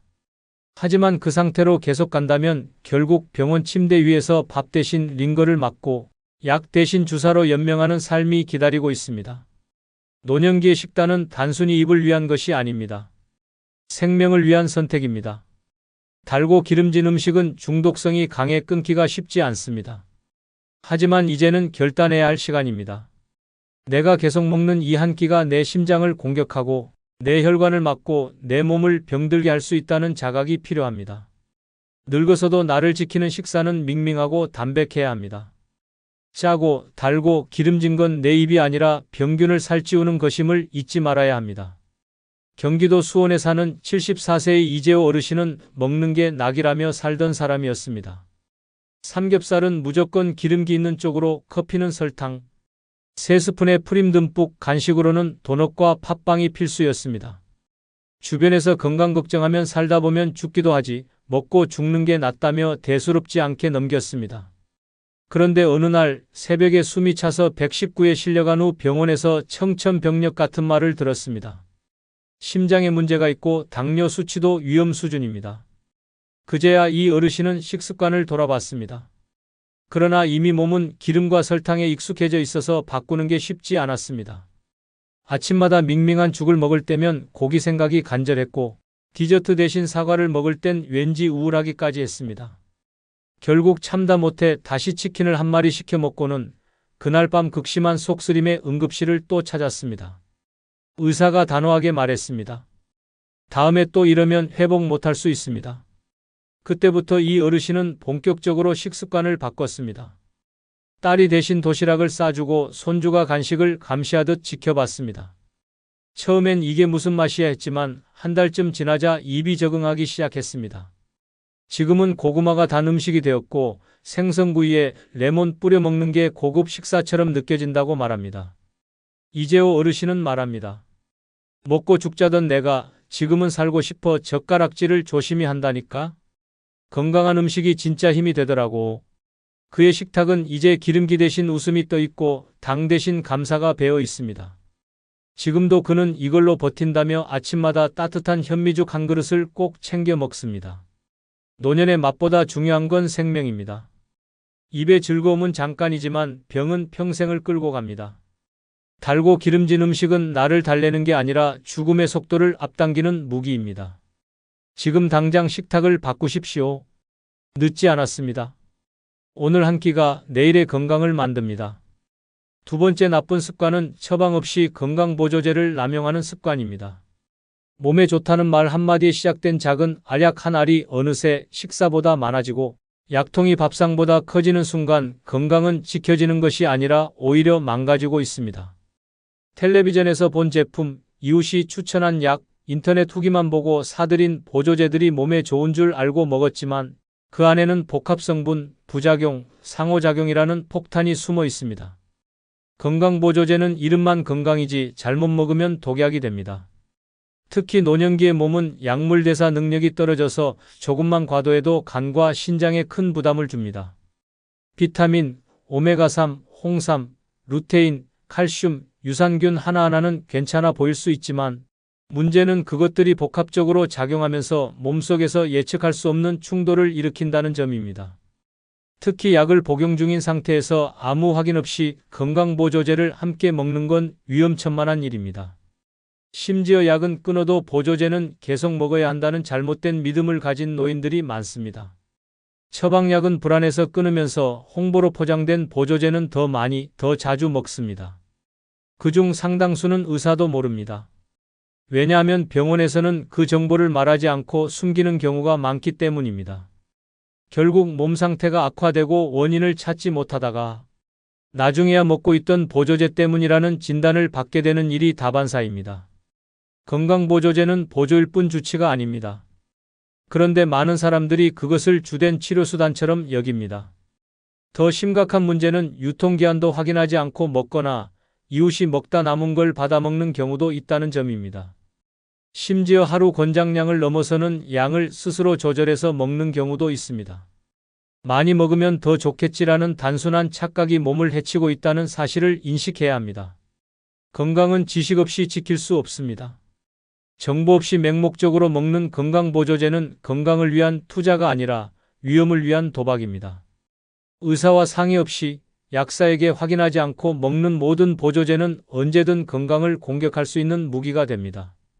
먹을수록 몸이 좋아지기는커녕 피로해지고 소화가 안 되고 불면증까지 겹쳐지는 이유는 바로 이런 무분별한 섭취 때문입니다. 경기도 남양주에 사는 69세의 김순자 할머니는 주변에서 건강보조제 박사로 불릴 정도였습니다. 아침에 일어나면 종합비타민 하나를, 눈에 좋다는 루테인, 뼈에 좋다는 칼슘, 혈액순환에 좋다는 오메가3, 피로회복에 좋다는 홍삼 캡슐까지 먹는 데만 10분이 걸릴 정도였습니다. 심지어 식사보다 먼저 챙긴 것이 보조제였습니다. 할머니는 건강검진 결과가 나쁘지 않다는 것에 자신감을 가졌고, 그래서 더 다양한 보조제를 인터넷에서 사 모으기 시작했습니다. 그런데 몇 달 후 계속해서 속이 더부룩하고 잠도 잘 안 오고 심장이 두근거리는 증상이 나타났습니다. 병원에 가보니 간 수치가 비정상적으로 높아져 있었고 원인을 알 수 없다며 여러 검사를 하게 됐습니다. 결국 담당 의사가 할머니의 복용 습관을 꼼꼼히 물었고 그제야 할머니는 수첩에 적어놓은 보조제 목록을 보여주었습니다. 의사는 말했습니다.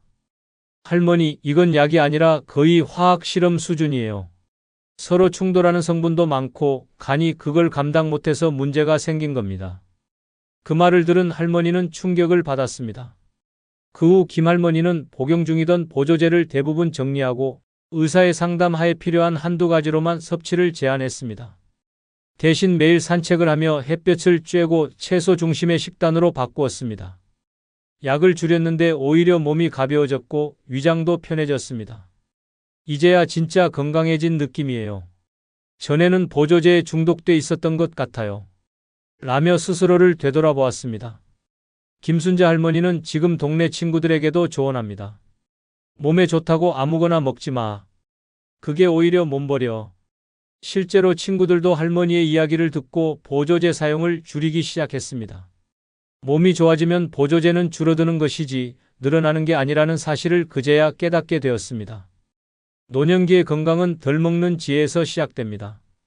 꼭 필요한 것만, 꼭 필요한 만큼만 전문가와 상의해서 섭취하는 것이 진짜 건강입니다. 이제는 약통이 아닌 나의 생활 습관이 건강을 말해주는 시대입니다. 맹목적인 보조제 사랑은 건강을 갉아먹는 사랑입니다.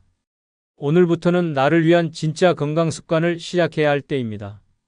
세 번째 나쁜 습관은 통증을 참고 넘기는 습관입니다. 괜찮겠지, 좀 지나면 낫겠지라는 말로 시작된 방심은 때로는 죽음으로 이어질 수 있는 위험한 선택입니다. 통증은 몸이 보내는 경고 신호입니다. 경고를 무시한 채 버티고 참다 보면 몸은 더 이상 회복할 기회를 주지 않습니다. 단순한 뻐근함이라 여겼던 통증이 어느 날 갑자기 마비로 이어지고 생명을 위협하는 병으로 돌변할 수 있습니다. 노인들은 통증에 익숙합니다. 관절이 아프면 나이 탓, 허리가 아프면 노동 탓, 배가 아프면 체한 걸로 넘기며 병원 대신 이불 속을 선택합니다. 하지만 그런 무심함이 병을 키웁니다. 무릎 통증은 퇴행성 관절염의 시작이고 등 통증은 심근경색의 전조일 수 있으며 두통은 뇌혈관이 막히려는 마지막 경고일 수 있습니다. 몸은 신호를 보냈지만 무시한 것은 스스로입니다. 문제는 통증이 익숙함으로 덮인다는 점입니다. 자주 아프다 보면 아픈 것도 일상처럼 느껴지고 통증이 조금 줄어들면 괜찮아진 줄로 착각합니다. 그러나 질병은 그 사이에도 조용히 진행됩니다. 진통제를 반복해 먹으며 넘기다 보면 병의 본질은 감춰지고 나중에 병원을 찾을 땐 이미 수술도 힘든 지경이 되어버립니다. 나이 들수록 경고는 빨리 받아들이고 빨리 확인하고 빨리 대응해야 합니다. 더 심각한 것은 주변에서 나이 들면 다 그렇지라는 말이 통증을 가볍게 만들기도 한다는 점입니다. 통증은 절대 당연한 것이 아닙니다. 늙으면 아픈 게 정상이라는 말은 오히려 병을 키우는 악성 암처럼 퍼집니다. 참고 넘긴 병은 병이 아니라 재앙이 되어 돌아옵니다. 참는 건 미덕이 아닙니다. 통증은 절대 참는 사람이 강한 게 아니라 빨리 병원 가는 사람이 현명한 것입니다. 광주 북구에 사는 72세의 박재분 할머니는 한 달 넘게 어깨가 욱신거리는 통증을 참아왔습니다. 처음에는 날씨 탓이라 생각했고 며칠 찜질하고 파스를 붙이면 괜찮아질 줄 알았습니다. 딸이 병원 가보자고 해도 이 정도로 병원은 무슨 병원이냐며 손사래를 쳤습니다. 그런데 어느 날 아침에 일어나 팔을 들 수 없을 정도로 통증이 심해졌습니다. 결국 병원에 갔더니 회전근개 파열이라는 진단을 받았습니다. 의사는 말했습니다. 초기에 치료받았으면 간단한 물리치료로 끝났을 텐데 지금은 수술을 고려해야 합니다. 그제야 박 할머니는 통증을 참고 넘긴 것을 후회했습니다. 수술 후 재활은 생각보다 더 힘들었고 일상생활 복귀까지도 시간이 걸렸습니다. 그 후 박 할머니는 동네 친구들에게 이렇게 말하고 다닙니다. 야야, 어디가 아프면 무조건 병원 가. 참고 버티는 건 바보짓이더라. 나처럼 되기 싫으면 절대 참지 마라. 친구들은 그 말을 듣고 웃으며 고개를 끄덕이지만 할머니는 진심으로 말합니다.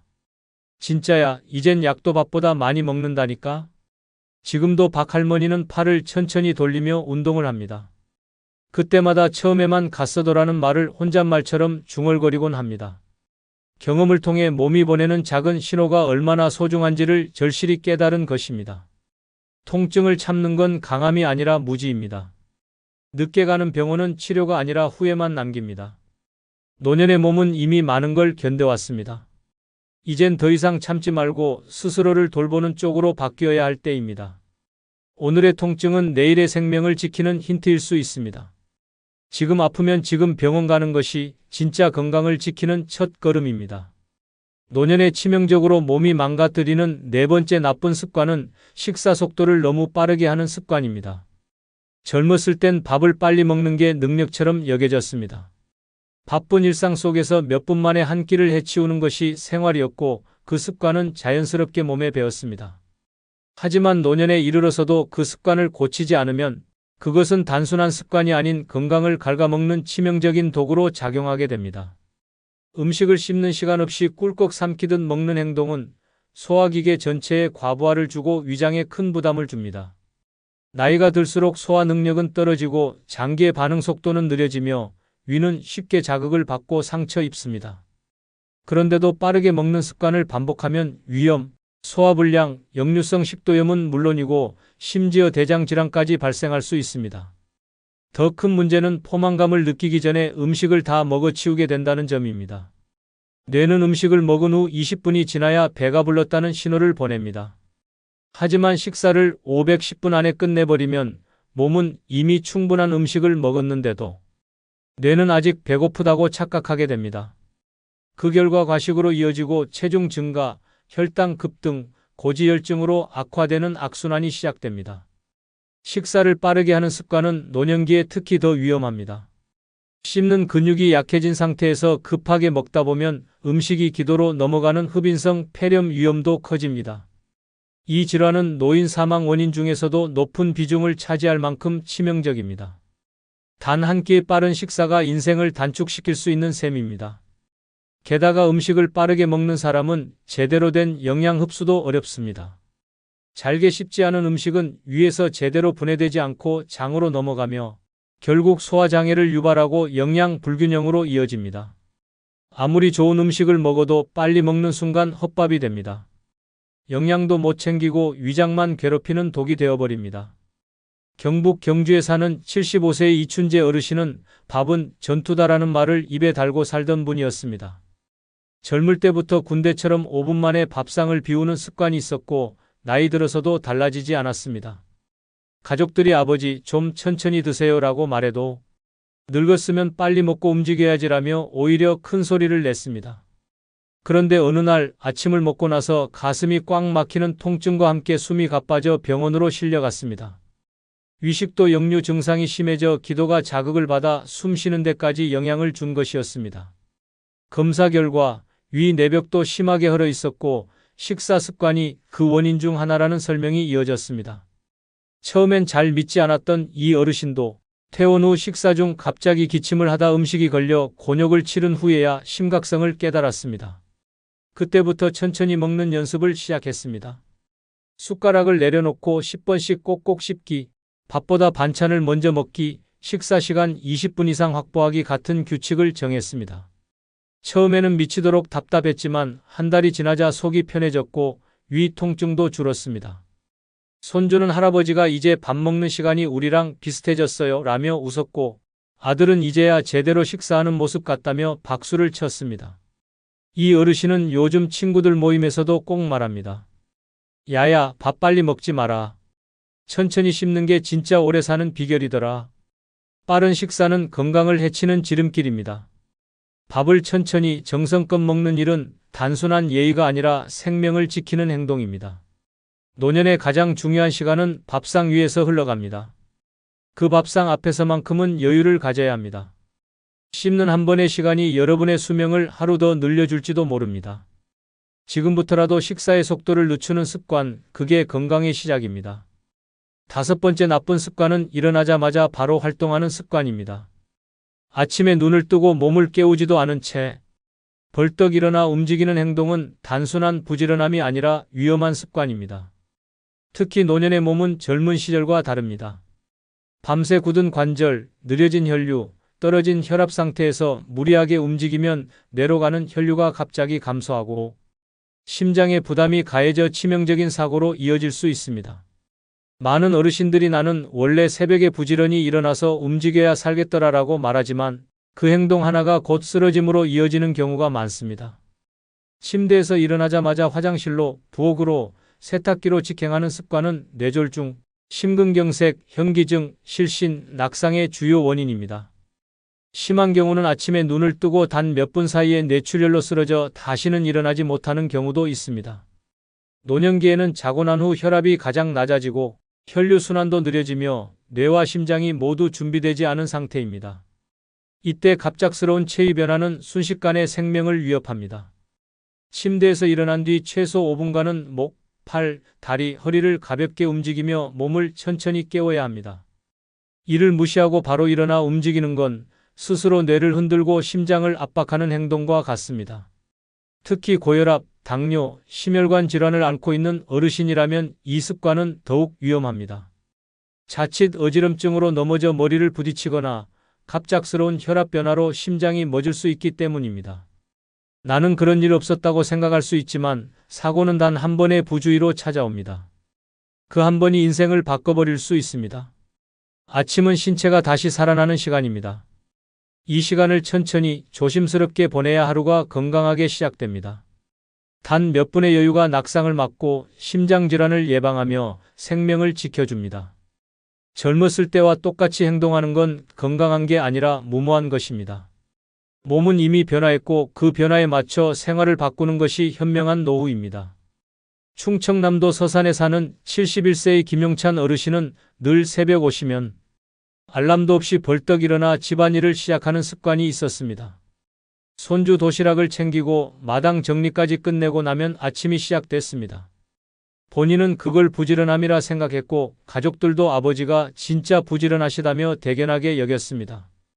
그러던 어느 날 새벽에 일어나 욕실로 가던 중 갑자기 어지러움을 느끼고 그대로 바닥에 쓰러졌습니다. 머리를 벽에 부딪혀 이마가 찢어졌고 정신을 잃은 채 병원으로 실려갔습니다. 다행히 뇌출혈은 아니었지만 저혈압과 순간적인 혈류 저하가 원인이었습니다. 의사는 단호히 말했습니다. 아침에 갑자기 움직이는 습관이 가장 위험합니다. 다음엔 큰일 날 수 있습니다. 그 후 김 어르신은 생활을 완전히 바꿨습니다. 눈을 뜨면 바로 일어나지 않고 이불 속에서 5분간 천천히 기지개를 켜고 숨을 고르며 발끝부터 손끝까지 가볍게 움직입니다. 그런 다음 천천히 앉아서 다시 23분을 보낸 뒤 일어섭니다. 처음엔 답답했지만 얼마 지나지 않아 몸이 한결 가벼워지고 어지럼증도 사라졌습니다. 요즘 김 어르신은 친구들에게 말합니다. 야야, 아침에 벌떡 일어나는 건 멋있는 게 아니고 미련한 짓이더라. 천천히 움직여야 오래 산다. 그 말에 친구들도 한 명씩 따라하기 시작했고 그 후 모임에선 아침 루틴이 새로운 유행이 되었습니다. 부지런함이 생명을 지켜주는 게 아닙니다. 조심함이 생명을 지킵니다. 노년의 아침은 속도가 아니라 여유로 시작해야 합니다. 몸이 깨어나기 전 먼저 마음부터 깨어나는 하루. 그단 몇 분의 습관이 여러분의 삶을 지켜줄 가장 강력한 무기가 됩니다. 노인 자식이 노인 부모를 간병하는 장수시대. 곱게 늙는 방법 중 첫 번째는 외우기 훈련으로 기억력을 유지하는 뇌자극 활동입니다. 외우기 훈련으로 기억력을 유지하는 뇌자극 활동입니다. 지금 우리는 믿기 어려운 시대를 살고 있습니다. 자식이 늙고 부모가 더 늙은 시대입니다. 문제는 나이 든 자식이 먼저 치매에 걸리는 일조차 낯설지 않다는 현실입니다. 어느새 70세 자식이 95세 부모의 기저귀를 갈고 정신 잃은 아들의 배변을 받아내며 눈물을 훔치는 부모의 이야기가 뉴스 한 켠에 조용히 실립니다. 이것이 바로 100세 시대의 잔혹한 민낯입니다. 치매는 나이만 먹는다고 오는 것이 아닙니다. 준비하지 않으면 누구에게나 찾아오는 무서운 질병입니다. 아무리 건강하게 살아왔다 해도 기억을 지키지 못하면 나의 인생 전체가 무너집니다. 사람의 얼굴을 잊고 밥을 먹었는지도 기억하지 못하고 자신의 이름조차 잊는다는 것은 단순한 불편함이 아니라 존재의 상실입니다. 그보다 더 끔찍한 건 내가 사랑하는 사람의 얼굴을 알아보지 못하는 순간입니다. 그 시작은 단순한 깜빡임에서 옵니다. 약속 시간을 잊고 냉장고에 휴대폰을 넣고 말을 하다가 단어가 생각나지 않는 그런 사소함들이 쌓여갑니다. 그러다 어느 날 완전히 낯선 표정으로 자식의 이름을 묻는 날이 오게 됩니다. 그리고 그날이 온 이후로는 되돌릴 수 없습니다. 그 끔찍한 미래를 피할 수 있는 단 하나의 방법은 지금입니다. 뇌를 자극하고 기억을 훈련하는 작은 습관들이 그 미래를 막는 유일한 무기입니다. 외우기 훈련은 치매 예방의 가장 기본적이지만 강력한 방법입니다. 매일 짧은 시나 글귀를 외우는 1, 전화번호 하나를 기억해보는 1, 어제 만난 사람의 이름을 기억하려 애쓰는 1, 이 모든 게 뇌를 살리는 훈련입니다. 처음엔 귀찮고 힘들 수 있습니다. 하지만 그 반복이 쌓이면 뇌는 점점 활력을 찾습니다. 뇌는 자극을 줄수록 살아납니다. 사용하지 않으면 죽고 사용하면 다시 깨어나는 것이 바로 뇌입니다. 외우기 훈련은 단지 암기하는 과정이 아닙니다. 뇌 속의 회로를 되살리고 기억의 저수지를 깊게 만들며 사고력을 유지시켜주는 생존 전략입니다. 오늘 외운 짧은 시 한 줄이 내일의 자존감을 지키고 모레의 인격을 지켜주며 언젠가 올 외로움 속에서 나를 붙잡아줄 마지막 줄기가 됩니다. 전남 목포에 사는 93세 정일순 할머니는 아직도 아침마다 손글씨로 시 한 편을 적고 외웁니다. 그녀의 아들 김석진 씨는 올해 71세입니다. 공무원으로 정년 퇴직하고 손자까지 본 어른입니다. 그런데 몇 년 전부터 김 씨는 기억의 혼란을 겪기 시작했습니다. 처음에는 말끝을 흐리더니 점점 사람 이름을 헷갈리고 결국 며느리 이름조차 헷갈리기 시작했습니다. 병원에서는 조기 치매 판정을 내렸습니다. 그런데 더 놀라운 건 그를 간병하게 된 사람이 바로 93세의 어머니였습니다. 정할머니는 아들의 대소변을 받아내고 밤마다 너 누구야라고 묻는 아들의 질문에 눈물로 대답합니다. 나는 내 엄마야, 너 낳은 엄마야. 그 모습을 본 이웃들은 말합니다. 부모가 자식을 지키는 건 평생이구나. 정할머니는 이렇게 말합니다. 내가 안 무너질 수 있었던 건 매일 외우고 적고 읽은 덕분이야. 나도 늙었지만 내 정신은 아직 내가 지켜야 하거든. 그녀는 지금도 매일 청산리 벽계수야 수의감을 자랑마라로 시작하는 시를 외우며 뇌의 힘줄을 다시 묶습니다. 치매라는 괴물 앞에서 외우는 힘 하나로 자신의 정신을 지키고 치매에 걸린 아들을 지켜내고 있습니다. 곱게 늙는다는 건 얼굴이 예쁘고 주름이 적은 것이 아닙니다. 기억을 지키고 정신을 지키며 마지막까지 나답게 사는 것입니다. 외우기 훈련은 작지만 위대한 노년의 방패입니다. 오늘 외운 시 한 줄이 내일 당신의 이름을 지켜줄 것입니다. 곱게 늙는 방법. 두 번째는 신선한 채소와 과일을 꾸준히 섭취하는 식단입니다. 신선한 채소와 과일을 꾸준히 섭취하는 식단입니다. 늙어서도 건강하게 사는 비결은 멀리 있지 않습니다. 병원 문턱을 줄이고 약 봉지를 줄이는 가장 확실한 방법은 매일 접하는 밥상에 있습니다. 특히 신선한 채소와 과일은 그 어떤 보약보다 강력한 생명력의 근원이 됩니다. 그런데 많은 노인들이 정작 가장 중요한 이 식단을 놓치고 있습니다. 귀찮다는 이유로, 입맛에 안 맞는다는 이유로, 씹기 불편하다는 이유로 밥상에서 채소와 과일을 점점 멀리합니다. 그 결과는 비만, 당뇨, 고혈압, 심지어 치매까지 이르는 끔찍한 병들의 행렬입니다. 노인이 된 자식이 더 늙은 부모를 간병하는 장수시대에 무너지는 건 다리보다 위장이고 눈보다 혈관이며 말보다 혈당입니다. 나이 70 먹은 자식이 당뇨로 시력을 잃고 90 넘은 부모가 자식의 인슐린 주사를 놓는 기막힌 현실은 더 이상 드라마 속 이야기가 아닙니다. 그 무너짐의 출발은 하나같이 염분과 기름, 단맛에 찌든 식습관입니다. 채소는 몸을 청소하고 과일은 생명을 세척합니다. 신선한 채소는 노인의 장을 부드럽게 비워주고 혈관을 깨끗이 씻어주며 변비와 고혈압, 혈관성 치매를 예방하는 최고의 해독제입니다. 과일에 들어있는 천연당과 항산화 성분은 뇌를 지켜주고 피부를 살리고 면역을 올려줍니다. 이 둘이 하루의 식단에 고정으로 올라오는 삶과 일주일에 한 번 먹는 삶은 결국 몇 년 후 전혀 다른 모습의 노년을 만들어냅니다. 문제는 입맛이 아니라 습관입니다. 오랫동안 기름지고 자극적인 음식에 익숙해진 입은 처음에는 채소와 과일이 맛없게 느껴집니다. 하지만 그건 입이 병든 겁니다. 꾸준히 먹다 보면 몸이 먼저 달라집니다. 소화가 편해지고 혈압이 안정되며 대변이 시원해지고 피부가 매끈해지는 기적 같은 변화가 찾아옵니다. 입맛은 늙어도 몸은 정직합니다. 꾸준히 채소와 과일을 받아들이는 몸은 반드시 답을 줍니다. 노년에는 약보다 음식이 먼저입니다. 정해진 시간에 식사하고 몇 끼마다 2가지 이상의 채소를 곁들이고 하루 한 번은 계절 과일을 먹는 것만으로도 건강한 노년의 기초 체력이 완성됩니다. 이 습관 하나로 뇌 건강, 심혈관 건강, 대사 건강까지 챙길 수 있다면 더 말할 필요도 없습니다. 가장 쉬우면서도 가장 강력한 건강 전략이 바로 신선한 채소와 과일입니다.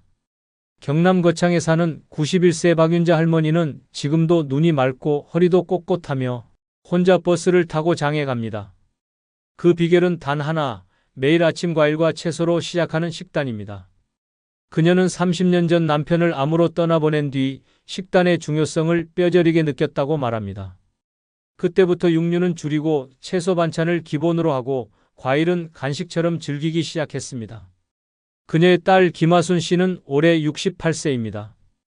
그런데 딸은 당뇨, 고혈압, 고지혈증 3가지를 모두 앓고 있고 하루에 약을 6가지나 먹고 있습니다.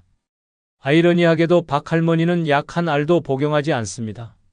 오히려 자신보다 20살 가까이 어린 딸의 병원 예약을 챙기고 반찬까지 싸서 보내줍니다. 어느 날 딸 김하순 씨가 속상한 얼굴로 말했습니다. 엄마는 기운도 좋고 무릎도 멀쩡한데 나는 왜 이렇게 아플까? 그때 박 할머니는 정색하며 말했습니다. 넌 젊어서 고기만 먹고 과일은 사치라며 안 먹었잖아.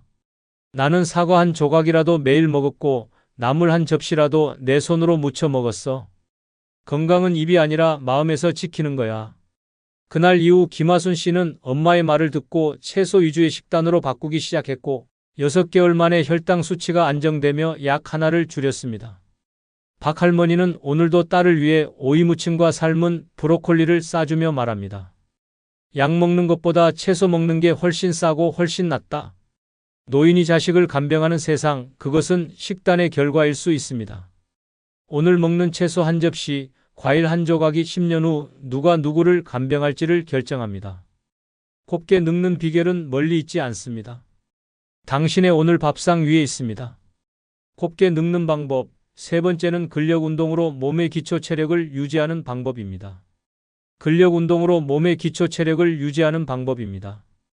지금 우리는 노인이 노인을 간병하는 시대에 살고 있습니다. 70대 자식이 90대 부모의 기저귀를 갈고 60대 딸이 85세 어머니를 업고 병원에 가는 장면은 더 이상 특별하지 않습니다. 더 충격적인 건 이 노인. 자식들조차 이미 허리와 무릎이 망가진 상태에서 다른 노인을 돌보고 있다는 현실입니다. 결국 둘 다 쓰러지고 마지막에는 요양병원이 유일한 답이 되어버리는 암울한 상황이 벌어지고 있습니다. 이 비극을 막을 수 있는 유일한 해답은 근력입니다. 근육은 단순히 힘을 내는 조직이 아닙니다. 근육은 노년을 버티는 생명선입니다. 근육이 있는 노인은 혼자 일어나고 혼자 걷고 혼자 밥을 해 먹을 수 있습니다. 하지만 근육이 사라진 노인은 혼자 화장실도 못 가고 누군가의 도움 없이는 일상생활이 불가능해집니다. 문제는 40대 이후 매년 1%씩 근육량이 감소한다는 사실입니다. 70세가 되면 절반 가까운 근육이 사라져 있고 이미 몸은 넘어지기 직전까지 약해져 있습니다. 넘어지면 어떻게 될까요? 엉덩이뼈가 부러지고 누워만 지내다 폐렴이 오고 결국 치매로 이어집니다. 모든 질병의 시작은 넘어짐입니다. 그리고 그 넘어짐은 근육 없음에서 시작됩니다. 약은 근육을 만들어주지 못합니다. 병원도 근육을 대신해주지 않습니다. 오직 내 몸을 내가 움직이는 것만이 근육을 살립니다. 걷는 것만으로는 부족합니다. 반드시 근력 운동이 필요합니다. 근력 운동은 헬스장에 가지 않아도 됩니다. 벽을 짚고 스쿼트하기, 앉았다 일어나기, 계단 오르기, 물통 들기 같은 일상 속 간단한 동작만으로도 충분합니다.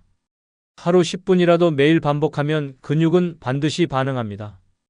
일주일만 해도 다리 힘이 달라지고 한 달만 지나면 계단 오르기가 쉬워집니다. 그 변화가 결국 병원을 멀리하게 하고 간병인을 부르지 않게 하며 자식에게 짐이 되지 않는 삶으로 연결됩니다. 노년의 자존감은 곧 근육입니다. 혼자 신발끈을 묶을 수 있는 유연함, 의자에서 벌떡 일어설 수 있는 다리 힘, 물건을 들고 장을 볼 수 있는 팔의 힘. 이것이 늙어서도 사람답게 사는 조건입니다. 남들보다 멋져 보이기 위한 운동이 아닙니다. 쓰러지지 않기 위한 운동입니다. 내 몸을 내가 끝까지 쓰기 위한 준비입니다. 근육은 돈이 없어도 만들 수 있고 늙어도 늦지 않습니다. 지금 당장 시작하는 것이 가장 빠릅니다. 충북 충주에 사는 88세 이춘자 할머니는 동네에서 여장군이라는 별명을 갖고 있습니다. 이유는 간단합니다.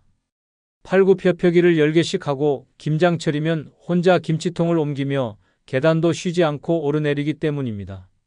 놀라운 건 그녀가 70세에 허리디스크 수술을 받고 나서야 운동을 시작했다는 사실입니다. 그녀는 당시 병원에서 앞으로는 무거운 거 들지 마세요라는 말을 듣고 분노했습니다. 내가 내 손으로 평생 가족 먹여 살렸는데 이젠 뭘 못 들고 산단 말이냐는 생각에 바로 다음 날부터 공원 철봉을 잡기 시작했습니다. 처음엔 팔이 덜덜 떨리고 무릎이 후들거렸지만 포기하지 않고 매일 5분씩 10분씩 시간을 늘렸습니다. 10년이 지나자 이춘자 할머니는 80세 생일에 윗몸 일으키기를 20회 성공했고 지역 노인복지관에서 강의 요청까지 받았습니다. 더 놀라운 건 그녀의 딸 66세 박정임 씨가 무릎 관절염으로 걷기 힘들어졌을 때였습니다. 이춘자 할머니가 휠체어를 밀고 병원을 함께 다녔고 약도 챙기고 밥도 차려주었습니다. 사람들은 놀라며 말했습니다. 엄마가 딸 간병하는 세상이라더니 이건 진짜네요. 이춘자 할머니는 이렇게 말합니다. 나는 아프기 싫어서 운동했어. 근데 그게 내 자식을 도울 힘이 될 줄은 몰랐지. 늙어서도 자식 위해 할 수 있는 게 있다는 게 얼마나 기분 좋은지 몰라. 지금도 그녀는 매일 새벽 공원에서 스쿼트를 30개씩 하며 하루를 엽니다. 근력은 노년의 생명줄입니다. 건강한 노후는 복지제도보다, 의사보다 먼저 내 몸을 움직이는 데서 시작됩니다. 내 몸은 내 근육이 지켜야 합니다. 그리고 그 근육은 오늘 지금 앉았다 일어나는 그 한 번의 결심에서 만들어집니다. 곱게 늙는 방법. 네 번째는 웃음을 자주 짓는 긍정적인 마음가짐입니다. 웃음을 자주 짓는 긍정적인 마음가짐입니다. 노인이 노인을 간병하는 기막힌 장수시대, 그 안에서 살아남기 위한 가장 강력한 무기는 웃음입니다. 웃음은 단순한 표정이 아니라 생존을 위한 태도입니다. 우울한 표정으로 하루를 시작하면 몸은 뇌에 경고 신호를 보냅니다. 활력은 사라지고 면역은 떨어지며 근육도 기억력도 줄줄이 무너져 내립니다. 반대로 아침에 미소 한 번 짓는 것만으로도 뇌는 행복 호르몬을 분비하고 심장은 안정되고 장기들은 부드럽게 작동하기 시작합니다. 의학적으로도 웃음은 내장 마사지라고 불릴 정도로 전신 건강에 효과적입니다.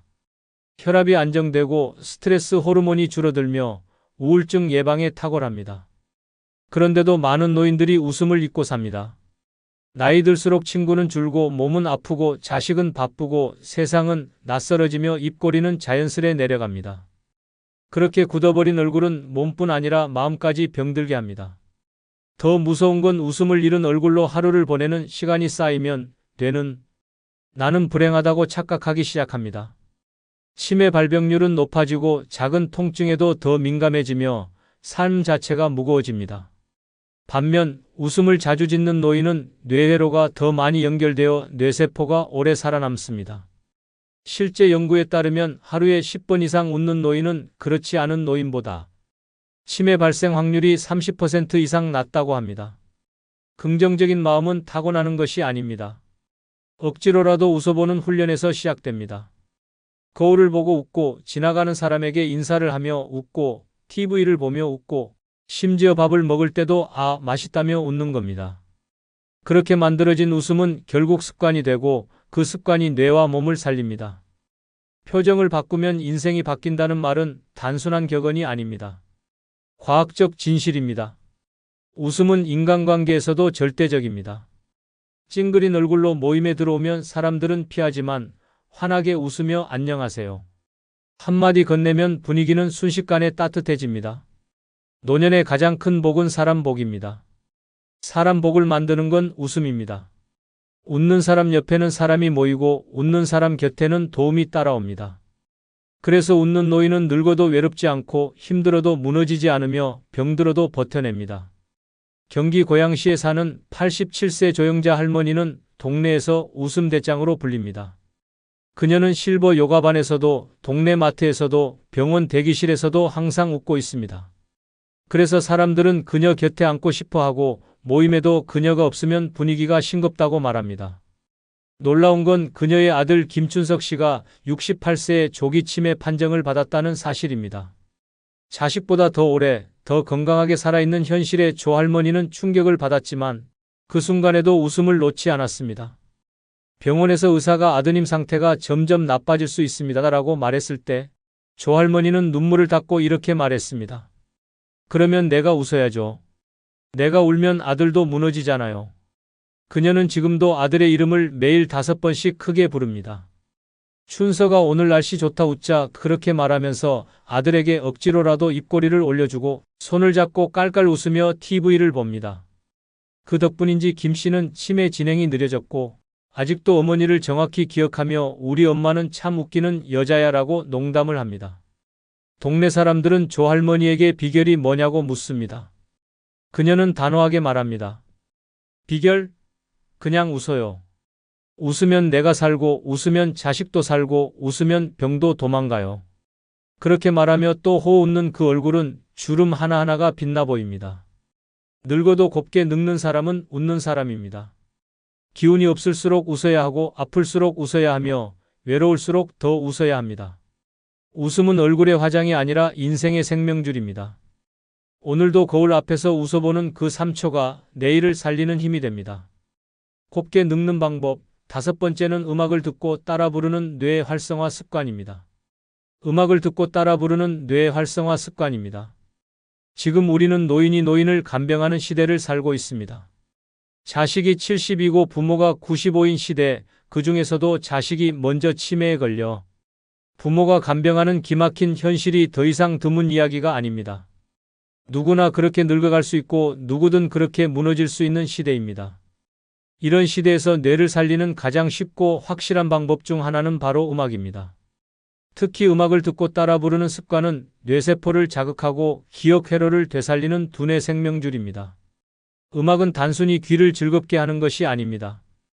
음악을 듣는 순간 뇌는 감각과 감정, 기억과 언어를 동시에 사용합니다. 이때 따라 부르면 언어 영역이 활성화되고 가사를 기억하려는 과정에서 해마가 작동하며 멜로디와 리듬을 익히는 과정에서 좌우뇌가 동시에 자극됩니다. 이처럼 음악을 듣고 따라 부르는 활동은 두뇌 전체를 깨우는 고도의 인지 활동입니다. 무서운 사실은 뇌는 사용하지 않으면 빠르게 썩는다는 점입니다.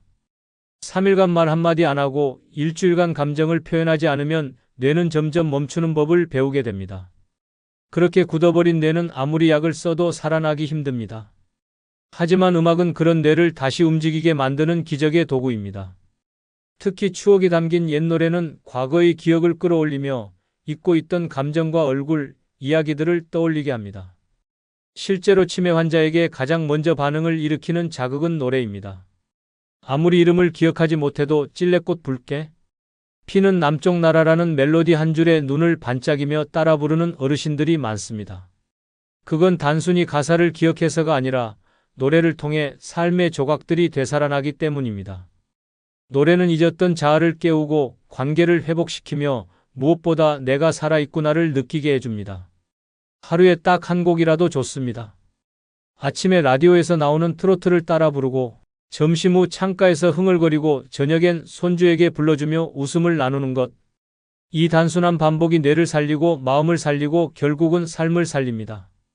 노래는 돈도 시간도 장소도 필요하지 않습니다. 마음만 있으면 언제든 가능한 최고의 뇌운동입니다. 경기도 부천에 사는 90세 오인숙 할머니는 매일 아침 첫 번째 할 일이 노래 틀기입니다. TV보다 신문보다 먼저 전축에 CD를 올립니다. 첫 곡은 늘 돌아와요 부산항에입니다. 이 노래가 끝나면 벌써 그녀의 표정은 밝아지고 얼굴엔 미소가 번집니다.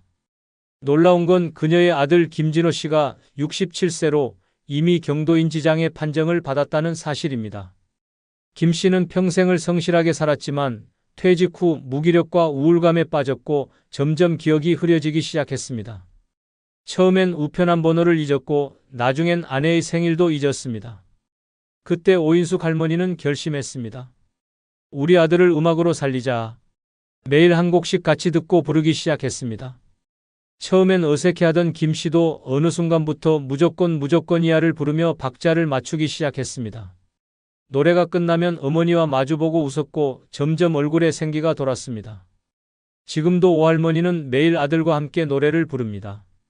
주말이면 가족 노래방이라는 이름으로 손주들까지 모아놓고 콘서트를 엽니다. 그때마다 김 씨는 정확한 가사보다 더 또렷한 눈빛으로 노래를 따라 부릅니다. 저 푸른 초원 위에 그림 같은 집을 짓고를 부를 때 오할머니는 눈물이 납니다. 아직 우리 아들은 살아있어요. 노래는 뇌를 살리고 관계를 살리고 결국 가족을 살립니다. 늙어도 곱게 늙는 사람은 흥얼거릴 수 있는 사람입니다. 노래는 나를 잊지 않게 만드는 최고의 약이고 가장 즐거운 운동입니다. 오늘 한 곡, 그 한 줄의 멜로디가 내일의 나를 지켜줄 힘이 됩니다.